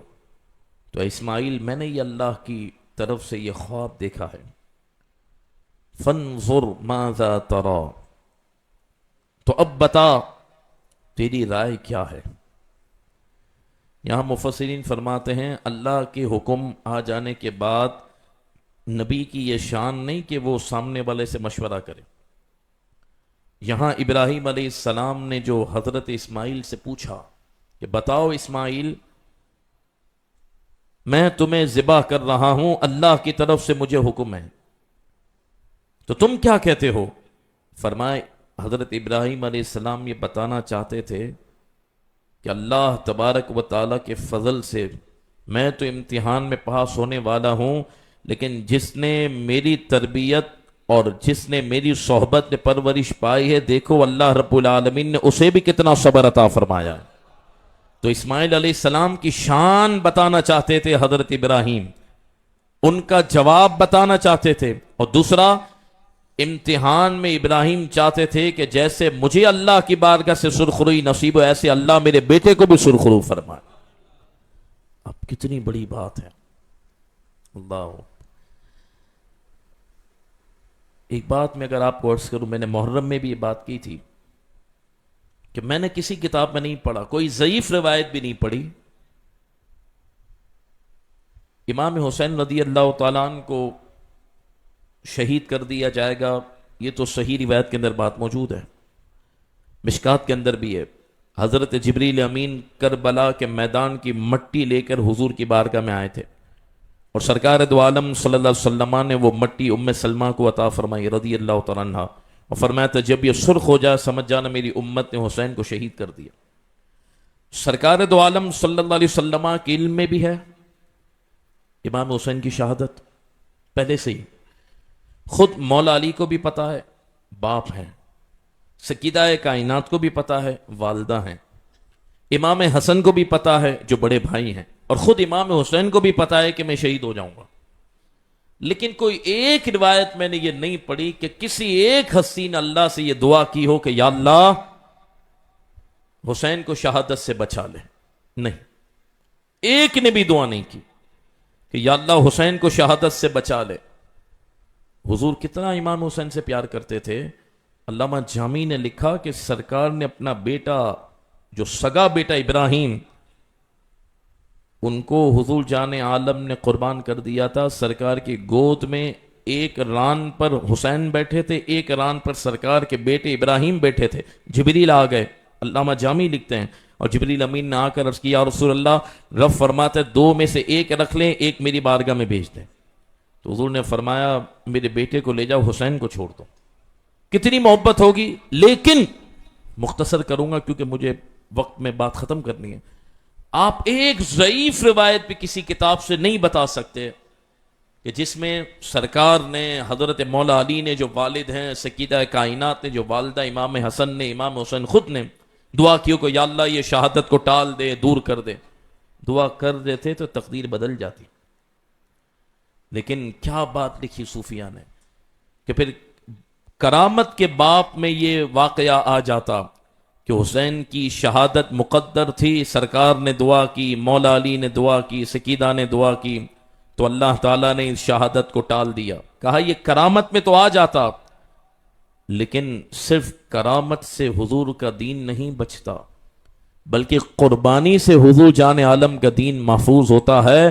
تو امام حسین کے لیے کسی نے دعا نہ کی، بلکہ اللہ سے یہ دعا کی کہ مولا تو حسین کو صبر عطا کر اور امتحان میں کامیابی دے، تاکہ قیامت تک پتا چلے جس کا جتنا بڑا درجہ ہے اس پر اتنا امتحان ہے. جو امتحان میں کامیاب ہوتا ہے ہمیشہ کے لیے اللہ رب العالمین اسے امام بنا دیتا ہے. یہ غور کیجئے گا. اب یہی بات کہ حضرت ابراہیم علیہ السلام نے خواب دیکھا ہے، آپ فرما دیتے خواب ہے، مجھے ڈائریکٹ حکم نہیں ہوا، خواب ہے. کوئی ہیلا نکالتے. اللہ، آج تو خدا کے حکم کے سامنے بھی ہم نے ہیلے نکالے، اور آج پھر امت کا حال کیا ہے ہمارے سامنے نا. اللہ اکبر. اللہ کا حکم آ جائے اس کے بعد بھی ہم دوسرے راستے نکالتے ہیں اور کوئی نہ کوئی اور معاملہ اختیار کرتے ہیں. یہاں حضرت ابراہیم علیہ السلام کہہ دیتے کہ میں نے خواب دیکھا ہے. چلیں، ابراہیم علیہ السلام نہیں کہہ رہے تو اسماعیل علیہ السلام سے جب پوچھا جا رہا ہے انہیں خود کاٹا جائے گا. ابراہیم علیہ السلام یہ نہیں کہہ رہے کہ آپ کی میری مدینے کی حاضری ایک ساتھ. باپ تو بیٹے کا ہاتھ پکڑ کے مدینے لے جائے تو بیٹا خوش ہے نا. یہاں یہ کہہ رہے ہیں کہ بیٹا مقتل گاہ میں جانا ہے اور میں تجھے ذبح کروں گا، تو بتا تیری کیا رائے ہے. تو بیٹے نے یہ نہیں کہا ابو جان خواب آپ نے دیکھا ہے، گردن میں کیوں کٹواؤں، اور آپ نے خواب دیکھا ہے، خواب پر عمل ضروری ہے. کوئی اور بات ہوگی، آپ اللہ سے دعا کریں. ابھی تو میری 13-14 سال کی عمر ہے، میں نے تو نوجوانی میں بھی ابھی قدم رکھا ہے، میں نے دنیا میں دیکھا کیا ہے. آپ ابھی سے میری گردن ذبح کرنے کی بات کر رہے ہیں، اور کبھی باپ بھی اپنے بیٹے کو کاٹتا ہے، یہ کیسی بات کر رہے ہیں آپ. ایک جملہ نہیں کہا. اللہ اکبر. جیسے ہی ابراہیم علیہ السلام نے اپنی بات کو مکمل کیا، کہ بیٹا میں نے خواب دیکھا ہے کہ میں تجھے ذبح کر رہا ہوں، فانظر ماذا ترى، تیری کیا رائے ہے. قال، اسماعیل علیہ السلام بولے، یا ابتی، اے ابو جان. جملے دیکھیں، جس کو خدا کی رضا نصیب ہو جاتی ہے نا، وہ کبھی بھی ادھر ادھر کی بات نہیں کرتا، وہ کبھی بھی اگر مگر کی بات نہیں کرتا. وہ بس خدا کی رضا کی خاطر خدا کے حکم کے سامنے اپنی گردن کو جھکا لیتا ہے. کامیاب مومن وہ ہوتا ہے. اللہ ہمیں ابراہیم علیہ السلام اور اسماعیل علیہ السلام کے صدقے ہمیشہ کے اپنی رضا کی سند دے دے. دعا کرو اپنی رضا کی سند دے دے. یقین مانے ہر بیان کا معاملہ اپنی جگہ ہوتا ہے، لیکن یہ قرآن کی آیات دیکھیں آپ، اس کا اسلوب دیکھیں. والد 70 سال کی عمر میں رب سے اولاد مانگتے ہیں، 16 سال کے بعد اولاد کی نعمت ملی، 86 برس میں ایک بیٹا ملا. اب باپ کی عمر ہو گئی ہے 99 سال کی. اب اللہ حکم دے رہا ہے کہ جو بیٹا میں نے دیا اس کو کاٹ دو میرے نام پر. اس حکم کے بعد بھی ایک جملہ بھی نہ ابراہیم علیہ السلام نے کوئی اور ذکر کیا، نہ اسماعیل علیہ السلام نے کوئی اور ذکر کیا، بلکہ باپ اور بیٹے کی بات کیا ہوئی، ان کا مکالمہ کیا تھا، ان کی گفتگو کیا تھی. قرآن نے اس کو سورہ صافات آیت نمبر 100 سے لے کر آگے ذکر کیا. فرمایا فانظر ماذا ترى، بیٹا میں تجھے ذبح کر رہا ہوں، تیری رائے کیا ہے. قال یا ابتی افعل ما تؤمر، اے ابو جان آپ وہ کر لیں جس کا آپ کو حکم دیا گیا ہے. بولو سبحان اللہ. کوئی دوسری بات نہیں. آج تو چند ٹکوں کی خاطر ہم ہیلے اور بہانے اور سود اور نہ جانے کون کون سی چیزوں پہ جاتے ہیں. ایک طرف یہ ہمارا ایمان ہے، خدا کا حکم آ جائے پھر بھی ادھر ادھر کی بات. یہ بندہ ہے مومن ہوتا ہے. اور یہ دیکھیں ابراہیم علیہ السلام اور اسماعیل علیہ السلام کی شان. افعل ما تؤمر، 2 کلمے ہیں بس. ابو جان افعل، آپ کر لیں، ما تؤمر، جو آپ کو حکم دیا گیا. اچھا، ایک طرف تو اتنا پائے کا جواب دیا، ایک طرف تو اتنا کمال کا جواب دیا کہ ابو اگر میری گردن کاٹنی ہے تو کاٹ دیں. اللہ اکبر. کٹتی ہے تو کٹ جائے میری گردن. اتنا جو صبر کا پہاڑ ہو. اس کے بعد پھر کیا کہتے ہیں پتہ ہے؟ یہ نہیں کہ میں ہوں اور میں یہ قربانی دے دوں گا، نہیں. پھر رب کی بارگاہ میں نیاز بندی عرض کرتے ہوئے عاجزی کرتے ہوئے کہتے ہیں ستجدنی انشاءاللہ من الصابرین.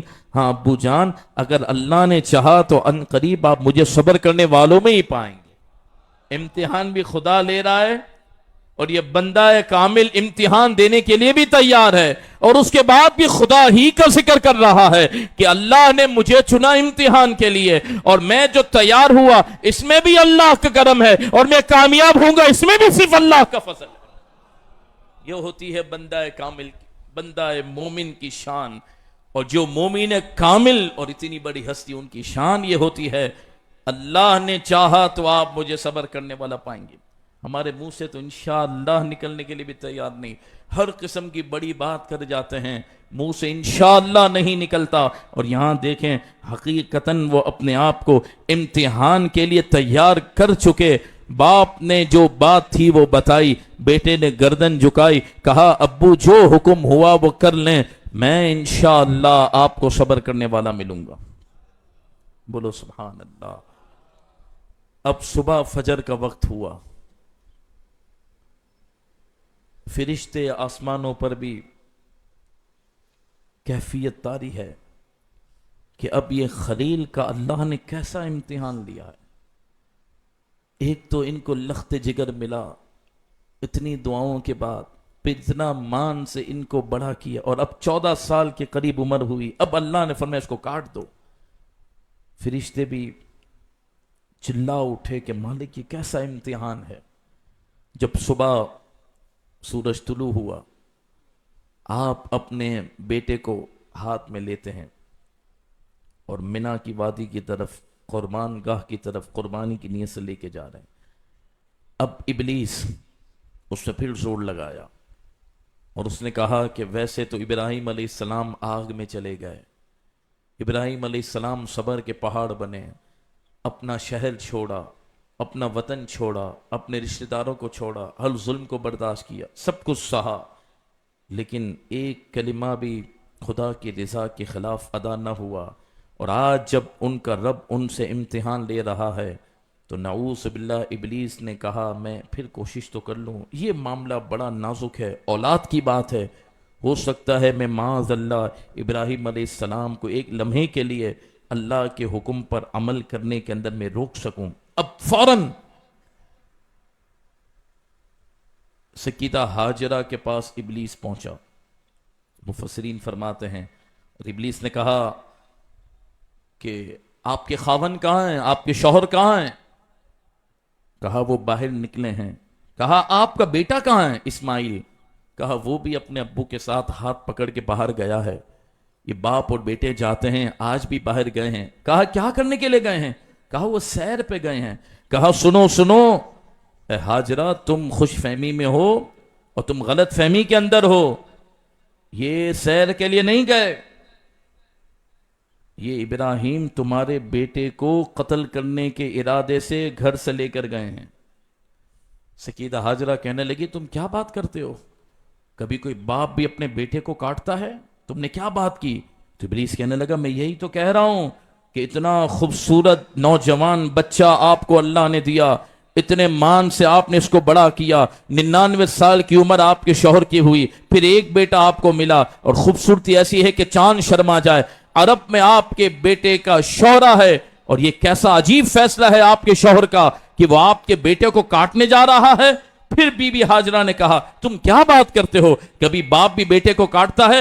کہا میں صحیح کہہ رہا ہوں، لیکن سنو اب ماں ہے نا ماں۔ کہا کیا ہوا؟ کہا ہوا یہ کہ ان کے رب نے ان کو حکم دیا ہے اور وہ بھی خواب میں کہا ہے کہ تم بیٹے کو کاٹ دو، تو وہ اس پر عمل کرنے کے لیے تیار ہیں۔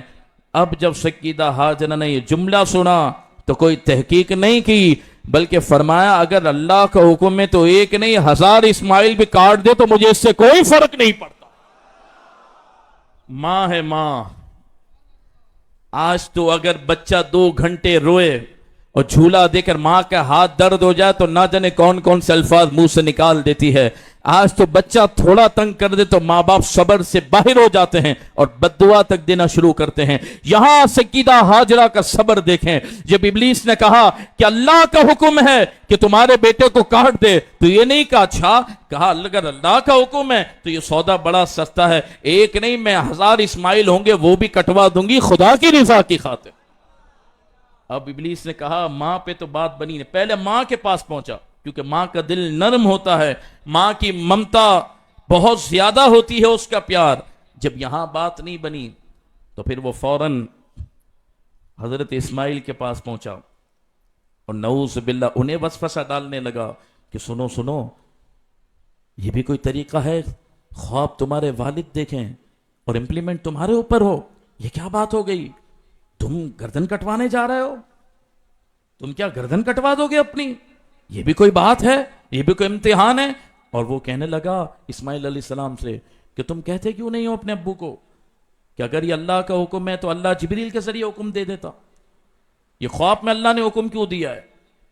اتنی دیر تو انتظار کر لو کہ خواب کی جگہ براہ راست اللہ کی طرف سے حکم آ جائے، جبریل ڈائریکٹ لے کر آ جائیں، یہ خواب میں ابھی بات ہوئی ہے اور یہ تمہیں کاٹنے کے لیے چلے ہیں، کہ خواب میں بھی بھلا حکم آتا ہے۔ اور وہ پھر ابلیس کہنے لگا نعوذ باللہ، ہو سکتا ہے یہ ابلیس کی طرف سے کوئی بات ہو۔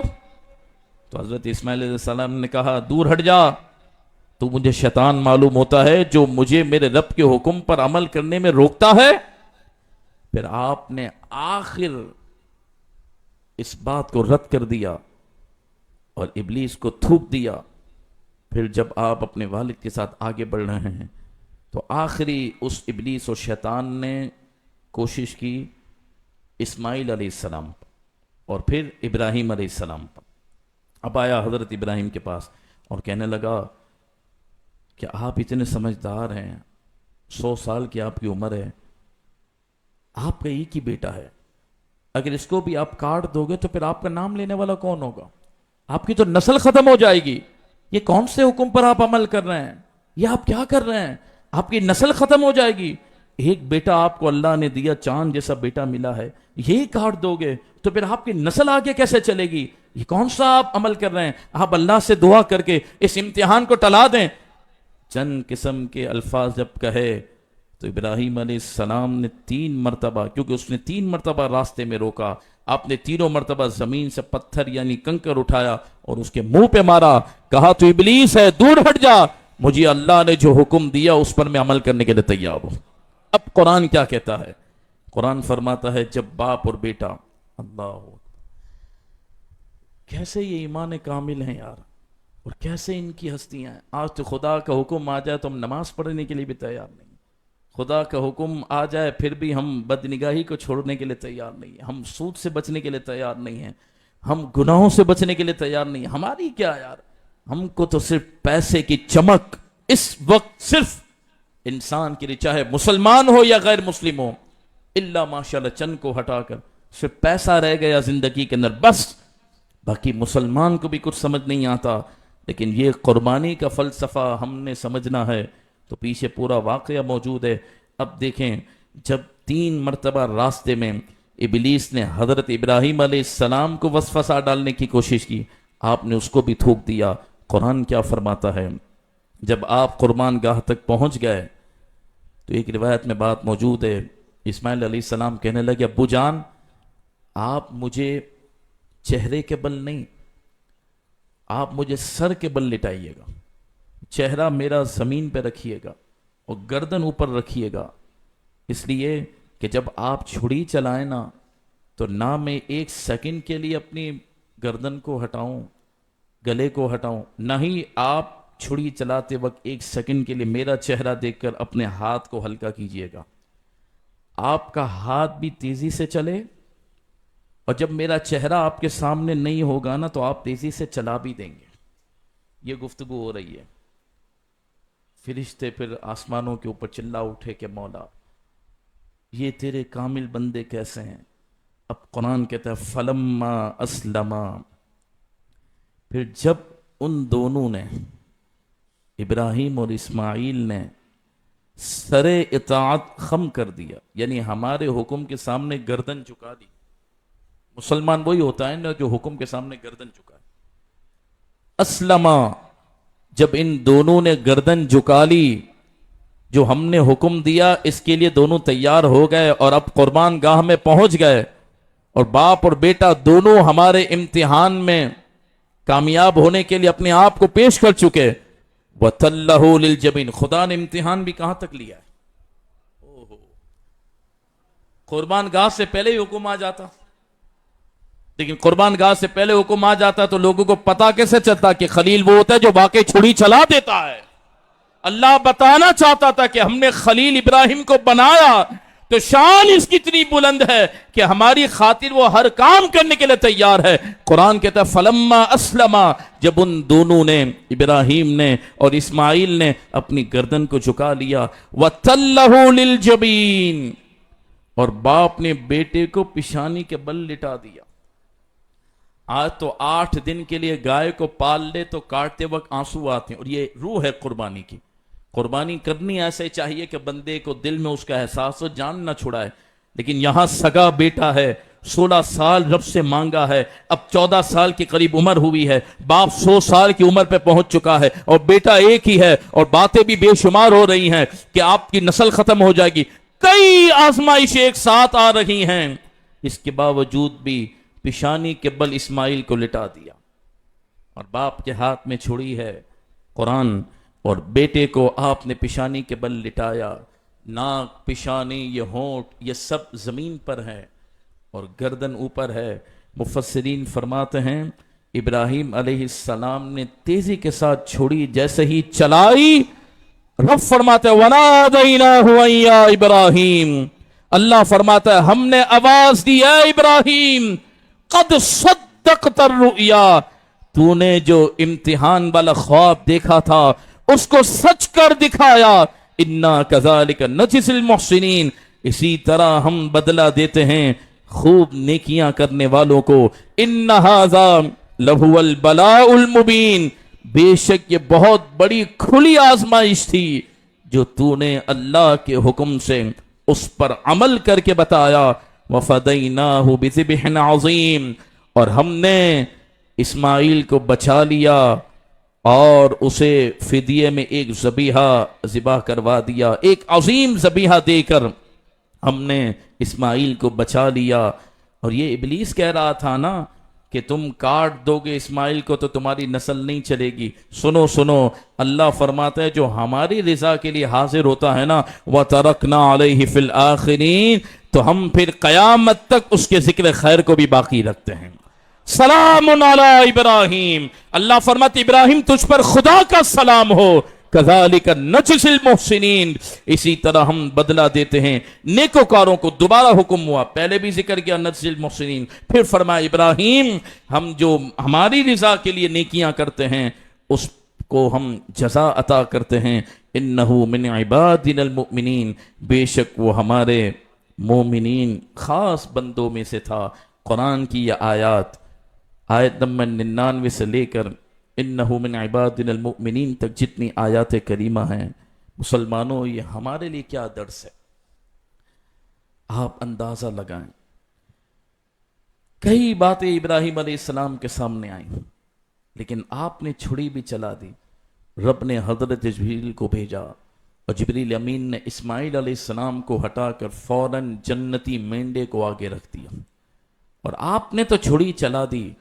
ابھی خدا کی شان ہے، اسماعیل علیہ السلام کی گردن ہٹ گئی اور اس کی جگہ مینڈا آپ کی چھڑی کے نیچے آیا، اور پھر جب خون کا فوارہ نکلا تو آپ نے دیکھا کہ میرا بیٹا تو خدا نے بچا لیا ہے، اور میرے بیٹے کی قربانی کے بدلے اللہ نے جنتی مینڈے کو قربان کروا دیا۔ آپ بتائیں ہم کہاں کھڑے ہیں؟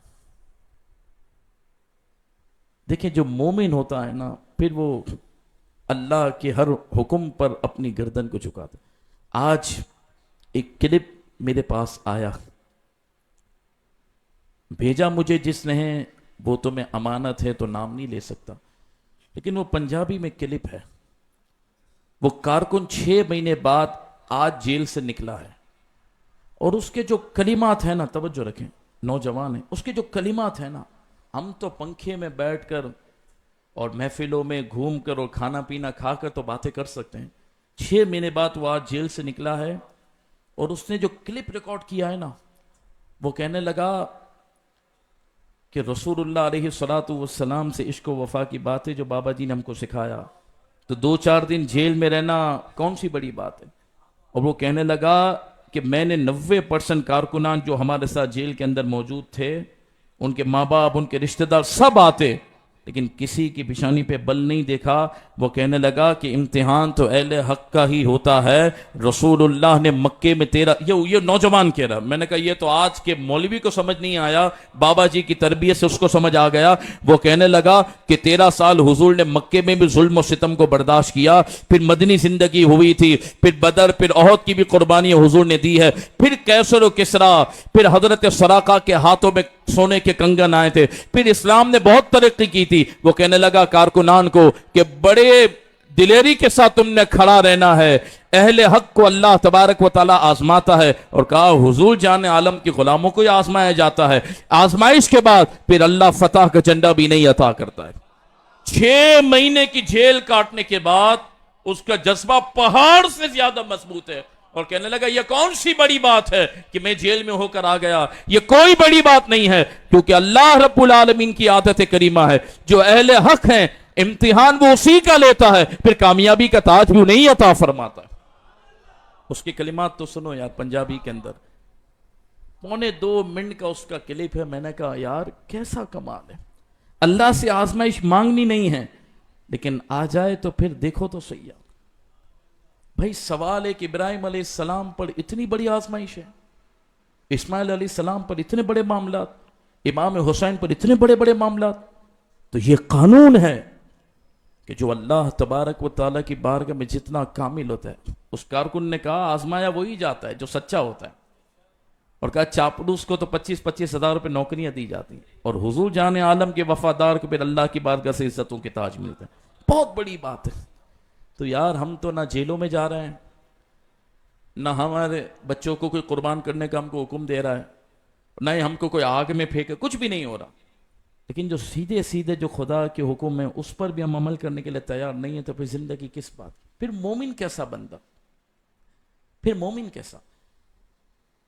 ایک بزرگ کا قول میں نے پڑھا تھا کہ جیسے نعمتوں کو تم سینے سے لگاتے ہو نا، اور خوشیوں کو تم اپنی زندگی میں ویلکم کہتے ہو نا، ایسے ہی کبھی کوئی آزمائش آ جائے اور کوئی غم آ جائے تو اس کو بھی سینے سے لگاؤ، کیونکہ دونوں ایک ہی ذات کی طرف سے عطا ہوتے ہیں۔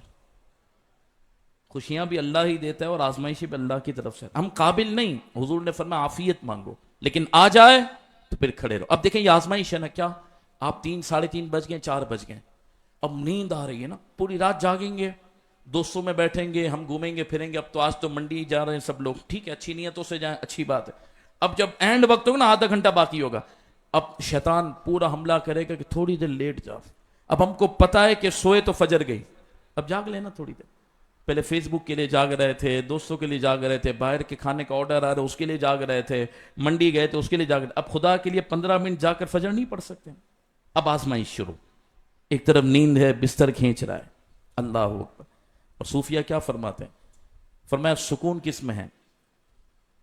جسم کی چاہت ہے بستر، روح کی چاہت ہے سجدہ، جو دونوں کی چاہت کو پورا کرتا ہے وہ سکون میں۔ جو سونے کا وقت ہے سو جاؤ تو جسم کی چاہت پوری، جو اٹھنے کا وقت ہے اٹھ جاؤ روح کی چاہت پوری، تمہیں اللہ سکون عطا فرمائے۔ اب اگر دونوں میں سے کسی ایک کو بھی مس بیلنس کرے گا تو کمزور آدمی آگے پیچھے ہو جائے گا۔ سونا ہے 2-3 گھنٹے سو جا، اب اٹھنا ہے تو فجر میں اٹھ جا، کاش ہمیں عشق کی نماز تہجد مل جائے، اٹھ جا۔ اب اگر تو نے اس کو چھوڑا تو بے چینی شروع ہو جائے گی۔ روح کی غذا، یہ امتحان ہے۔ ایک طرف نعوذ باللہ گندے مناظر ہے، ہمارے ہاتھ کے اندر موبائل موجود ہیں، ہم جو چاہے ریلز دیکھ سکتے ہیں، ہم خود باپ بن گئے۔ پہلے بچے ہوتے تھے تو ڈر لگتا تھا، اب ہم باپ ہیں، پیکج بھی ہمارے ہاتھ میں، موبائل بھی ہمارے ہاتھ میں، ہم جو چاہے کریں۔ اب یہ آزمائش ہے، نہیں، خدا نے منع کہ میں غلط کام کیسے کروں؟ بھائی آفر آ رہی ہے، ارے علامہ صاحب چھوڑیں، پوری دنیا کر رہی ہے، آپ کون سے زمانے کی بات کرتے ہیں؟ میں نے کہا پوری دنیا کر رہی ہے وہ الگ بات ہے، امتحان اللہ نے ابراہیم علیہ السلام اور اسماعیل کا لیا، پھر شانیں کیسی ہیں ان کی؟ ہم نے یہ کوئی جواز ہے کہ پوری دنیا یہ کام کر رہی ہے؟ موقع ملا گناہ کا، غلط کام کا، حرام کام کا، چانس ملا ہے، اب ایک طرف وہ خواہش ہے، ایک طرف خدا کا حکم ہے۔ اب مومن کا سکیدہ ہاجرہ کا جواب تو دیکھیں، ابراہیم علیہ السلام کا جواب تو دیکھیں کہ اگر ایک بیٹے کو قربان کر کے رب کی رضا ملتی ہے تو سودا سستا ہے، کیونکہ اللہ کی رضا ہے نا۔ اگر اللہ کی خوشنودی مل جاتی ہے تو سودا سستا ہے۔ مفسرین فرماتی ان آیتوں کی روشنی میں، یہ آیتیں سبق یہ دیتی ہیں کہ جو بندہ مومن ہوتا ہے نا، وہ خدا کی رضا کو پانے کے لیے اپنی ہر شے قربان کر دیتا ہے۔ جب خدا کی رضا نظر آ رہی ہے مال خرچ کرنے میں، وہ پھر حساب نہیں کرتا، خرچ کر دیتا ہے کہ مالک یہ خرچ کرنے سے تو راضی ہوگا، میں پیش کرنے کے لیے تیار ہوں۔ اپنا وقت، مالک تو راضی ہوگا، میرا وقت بھی حاضر ہے، میرے بچے وہ بھی حاضر ہیں، سب کچھ حاضر ہے۔ یہ میں نے آیات کا درس دیا، تقریباً 7-8 آیتیں کریمہ بنتی ہیں۔ میں نے کہا ان آیتوں کے اندر یہ پورا پیغام ہے، اور آخر میں ہم سب یہی بات عرض کرتے ہیں، اللہ کی رضا اور خوشنودی مل جائے یہ بندے کے لیے معراج ہے۔ اب وہ جس بھی عمل کے ذریعے ملے، بندہ مومن اس کے لیے تیار ہو یاد رکھیے گا قرآن فرماتا ہے واللہ ورسولہ احق ان یرضوہ ان کانوا مؤمنین، اللہ رسول ہی زیادہ حقدار ہیں کہ تم اس کو راضی کر لو۔ یہ زندگی بڑی مختصر ہے، وہ بندہ بڑا نادان ہے جو اس مختصر سی زندگی کو سنوارنے کے چکر میں اس آخرت کی نہ ختم ہونے والی زندگی کو داؤ پہ لگا دے۔ میری بہنیں ہیں، کئی بہنیں ایسی ہیں جو کہتی ہیں میں نقاب کرتی ہوں تو مجھے سانس نہیں آتا۔ اللہ اکبر، ایک وقت وہ بھی آنے والا ہے جب حقیقتاً سانس نہیں آئے گا، روح نکل جائے گی۔ اس وقت کیا ہوگا؟ اس وقت تو 5 کپڑے جسم کو پہنائے جائیں گے، اور وہ کوئی عورت چاہے نہ چاہے روح نکل جائے گی تو اس کو پہنایا جائے گا کفن کی صورت میں۔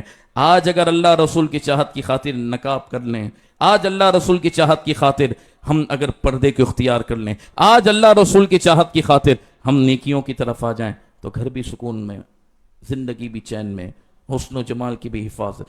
پھر غیبی مدد ہی غیبی مدد ہے۔ اپنی زندگی سے ہم اگر ناجائز خواہشات کو نکال دیں، یار ابراہیم علیہ السلام بیٹے کو کاٹ رہے، خدا امتحان لے رہے، اور ہمارا امتحان اتنا ہے کہ ہم اٹھ کے فجر کی نماز کے لیے آ جائیں تو اس میں ہم کامیاب نہیں ہو رہے، ہم صرف گالیاں دینا چھوڑ دیں اس میں ہم کامیاب نہیں ہو، ہم حرام روزی چھوڑ دیں اس میں کامیاب نہیں ہو رہے۔ یہ زندگی نہیں ہے، یہ زندگی نہیں ہے۔ اللہ اکبر۔ اور جب ہم جانور ذبح کریں انشاءاللہ اللہ آپ کو بہت برکت ہے، خوب خرچ کریں۔ جو قربانی میں جتنا خرچ کرتا ہے خدا اس سے بڑھ کر عطا کرتا ہے، دیکھ لیجئے گا۔ خوب اچھے سے اچھا جانور لے خرچ کریں اللہ کے نام پر، سرکار کے نام پر بھی انشاءاللہ قربانی کرنی ہے۔ بولے انشاءاللہ، حضور نے امت کی طرف سے کی ہے نا، تو امتی کو بھی حضور کے نام پر کرنی چاہیے۔ اللہ نے اور برکت دی ہے تو غوث اعظم کے نام پر، سیدہ پاک کے نام پر، امہات المؤمنین کے نام پر قربانیاں کرتے رہیں۔ بس قربانی جب اس مرتبہ ہو تو یہ ذہن بنا ہو کہ یہ میں جانور پر چھری چلا رہا ہوں نا، اصل جو میری ناجائز نفسانی خواہشات ہیں نا اس پر چھری چلا رہا ہوں۔ میں اللہ کو راضی کرنے کے لیے آج کے بعد کوئی ایسا کام نہیں کروں گا جس کا مجھے اس نے منع کیا ہے، منع کر دیا، اب میں وہ کام نہیں کروں گا۔ یہ بندہ مومن کے لیے بہترین معراج ہے کہ بندہ مومن اپنے رب کی رضا کے حصول کی خاطر اپنی خواہشات کو قربان کر دے۔ بہت مختصر ہے، گناہ میں لذت ہے لیکن بے چینی ہے، نیکی میں تھوڑی آزمائش ہے لیکن سکون ہے۔ اگر بندہ نیکی کو اختیار کرتا ہے اور ہم ذہن بنا لیں کہ یار ہم انشاءاللہ رب کی رضا کو پانے کے لیے، رب کی خوشنودی کو حاصل کرنے کے لیے، جتنے غلط میری عادت ہے نا ہر ایک بندہ جانتا ہے، میں بھی جانتا ہوں، آپ بھی جانتے ہیں، ہمارے اندر جو برائیاں ہیں نا، غیبتیں کرتے ہیں، جھگڑے کرواتے ہیں، فتنے فساد کرتے ہیں، گھر اتنا سکون میں چل رہا ہوتا ہے، لگائی بجائی کرتے ہیں، لڑوا دیا ساس بہو کو، لڑوا دیا ماں بیٹی کو، لڑوا دیا بھائی بھائی کو، پتہ نہیں کون سی بیکار اور فضول زندگی ہم بسر کر رہے ہیں، گھنٹوں کے فون کرتے ہیں، نتیجے میں کام کی بات دو بھی نہیں ہوتی۔ میری بہنیں ہم سب ان چیزوں کو چھوڑ دے، اب ساس بھی اپنی عمر کو دیکھے کہ اب میں کون سی عمر پہ پہنچ گئی ہوں، اب بہو اور بیٹے کو خوش رہنے دے، اور وہ تسبیح پکڑ کے سجدے کو پکڑ لے، نماز کو پکڑ لے کہ نہیں مجھے آج نہیں تو کل دنیا سے جانا ہے، اور بہو بھی سوچے کہ مجھے کل پھر اس عمر پہ پہنچنا ہے۔ اگر میں نے آج ساس کے ساتھ زیادتی کی، بیٹی سوچ لے آج اگر میں نے ماں کے ساتھ زیادتی کی، بیٹا سوچ لے آج اگر میں اپنے بوڑھے باپ کو ستا رہا ہوں، زیادہ دیر نہیں ہے، 15-20 سال کا صرف عرصہ گزرنا ہے، پھر ہم اس جگہ پہ کھڑے ہوں گے، پھر سامنے اولاد اور بہو کھڑی ہو جائے گی، پھر یاد آئے گا کاش میں باپ کو نہ تنگ کرتا، کاش میں ساس کو تنگ نہ کرتی، کاش میں ماں کو تنگ نہ کرتی تو آج یہ میرے ساتھ نہ ہوتا۔ یہ معاملہ تو ایسا ہے، آج اگر بہو ساس کو ستا رہی ہے، 15 سال بعد اس کے سامنے بہو آ جائے گی، پھر وہی سلسلہ شروع ہو جائے گا۔ بیٹا آج باپ کے سامنے چوڑا کھڑا ہے، اس کو پتہ نہیں ہے 15 سال میں اس کی اولاد ابھی بڑی ہو جائے گی، پھر وہ بوڑھا ہوگا، پھر اس کا دل تڑپے گا، اس کو پھر یاد آئے گا کاش میں باپ کو نہ تڑپاتا، آج اولاد مجھے نہ تڑپاتی۔ چھوڑ دیں ان چیزوں کو یار، اگنور کریں، کوئی بات نہیں یار، آگے بڑھ جائیں۔ بندہ وہ کامیاب ہے جو خدا کے لیے معاف کرتا ہے۔ اپنے آپ کو نرم کریں، ملائم کریں، اپنے آپ کو اللہ کی رضا کے سپرد کریں۔ ایک شخص کا انتقال ہوا نا، اس سے پوچھا اللہ نے تیرا کوئی عمل پوچھا؟ کہا کچھ بھی نہیں پوچھا۔ کہا پھر کیا ہوا؟ کہا خدا نے بخش دیا۔ کہا عمل تو بتا۔ کہا بھائی نہیں پوچھا۔ کہا عمل تو بتا۔ کہا عمل یہ تھا جب میں رات کو سوتا تھا نا تو میں سب کو دل سے معاف کر کے سوتا تھا، جس نے میرے ساتھ جو غلط کیا تھا نا میں معاف کر دیتا تھا۔ اللہ تبارک و تعالیٰ کو میرا عمل یہ پسند آیا، رب نے فرمایا تو بندہ ہو کر بندوں کو معاف کرتا تھا، میں نے خدا ہو کر تجھے سب معاف کر دیا تھا۔ آپ فلیکسیبل بنیں، ہم فلیکسیبل بنیں۔ جو جھکتا ہے نا وہ کامیاب ہو جاتا ہے۔ پیسوں کو نہ دیکھیں، رشتوں کو بچائیں۔ ایگو کو نہ دیکھے، رشتوں کو بچائیں، گھر کے اندر اچھا ماحول، ماں باپ کا اخلاق بھی عمدہ ہو، اولاد کی تربیت بھی اچھی ہو۔ دیکھ لیں ابراہیم علیہ السلام اور اسماعیل علیہ السلام کی بات مکمل ہے زندگی میں ہمیں سمجھنے کے لیے، یہ واقعہ مکمل ہے کہ والد نے بیٹے کی کیا تربیت کی، پھر بیٹے نے والد کا کیسا ساتھ دیا، اور پھر ان دونوں نبیوں کو اللہ نے کیسے انعامات سے نوازا۔ یہ ہمارے لیے بہت بڑی مثال ہے۔ اور پھر میرے آقا کریم علیہ السلام کی شان تو وراء الورا، پھر ان کے نواز حسن و حسین نے، ان کے چچا امیر طیبہ نے، ان کے صحابہ اور اہل بیت نے کیا عملی طور پر ہمیں بتایا۔ ہم اس دنیا میں ہمیشہ جینے کے لیے نہیں آئے، اور جب یہ بات ذہن میں ہوگی نا کہ جو نعمتیں ہمارے پاس ہیں نا وہ بھی ہمیشہ کے لیے نہیں ہیں، آج نہیں تو کل سب نعمتیں ہم سے رخصت ہو جائیں گی۔ بہتر ہے ہر نعمت کو اللہ کی رضا کے لیے خرچ کریں۔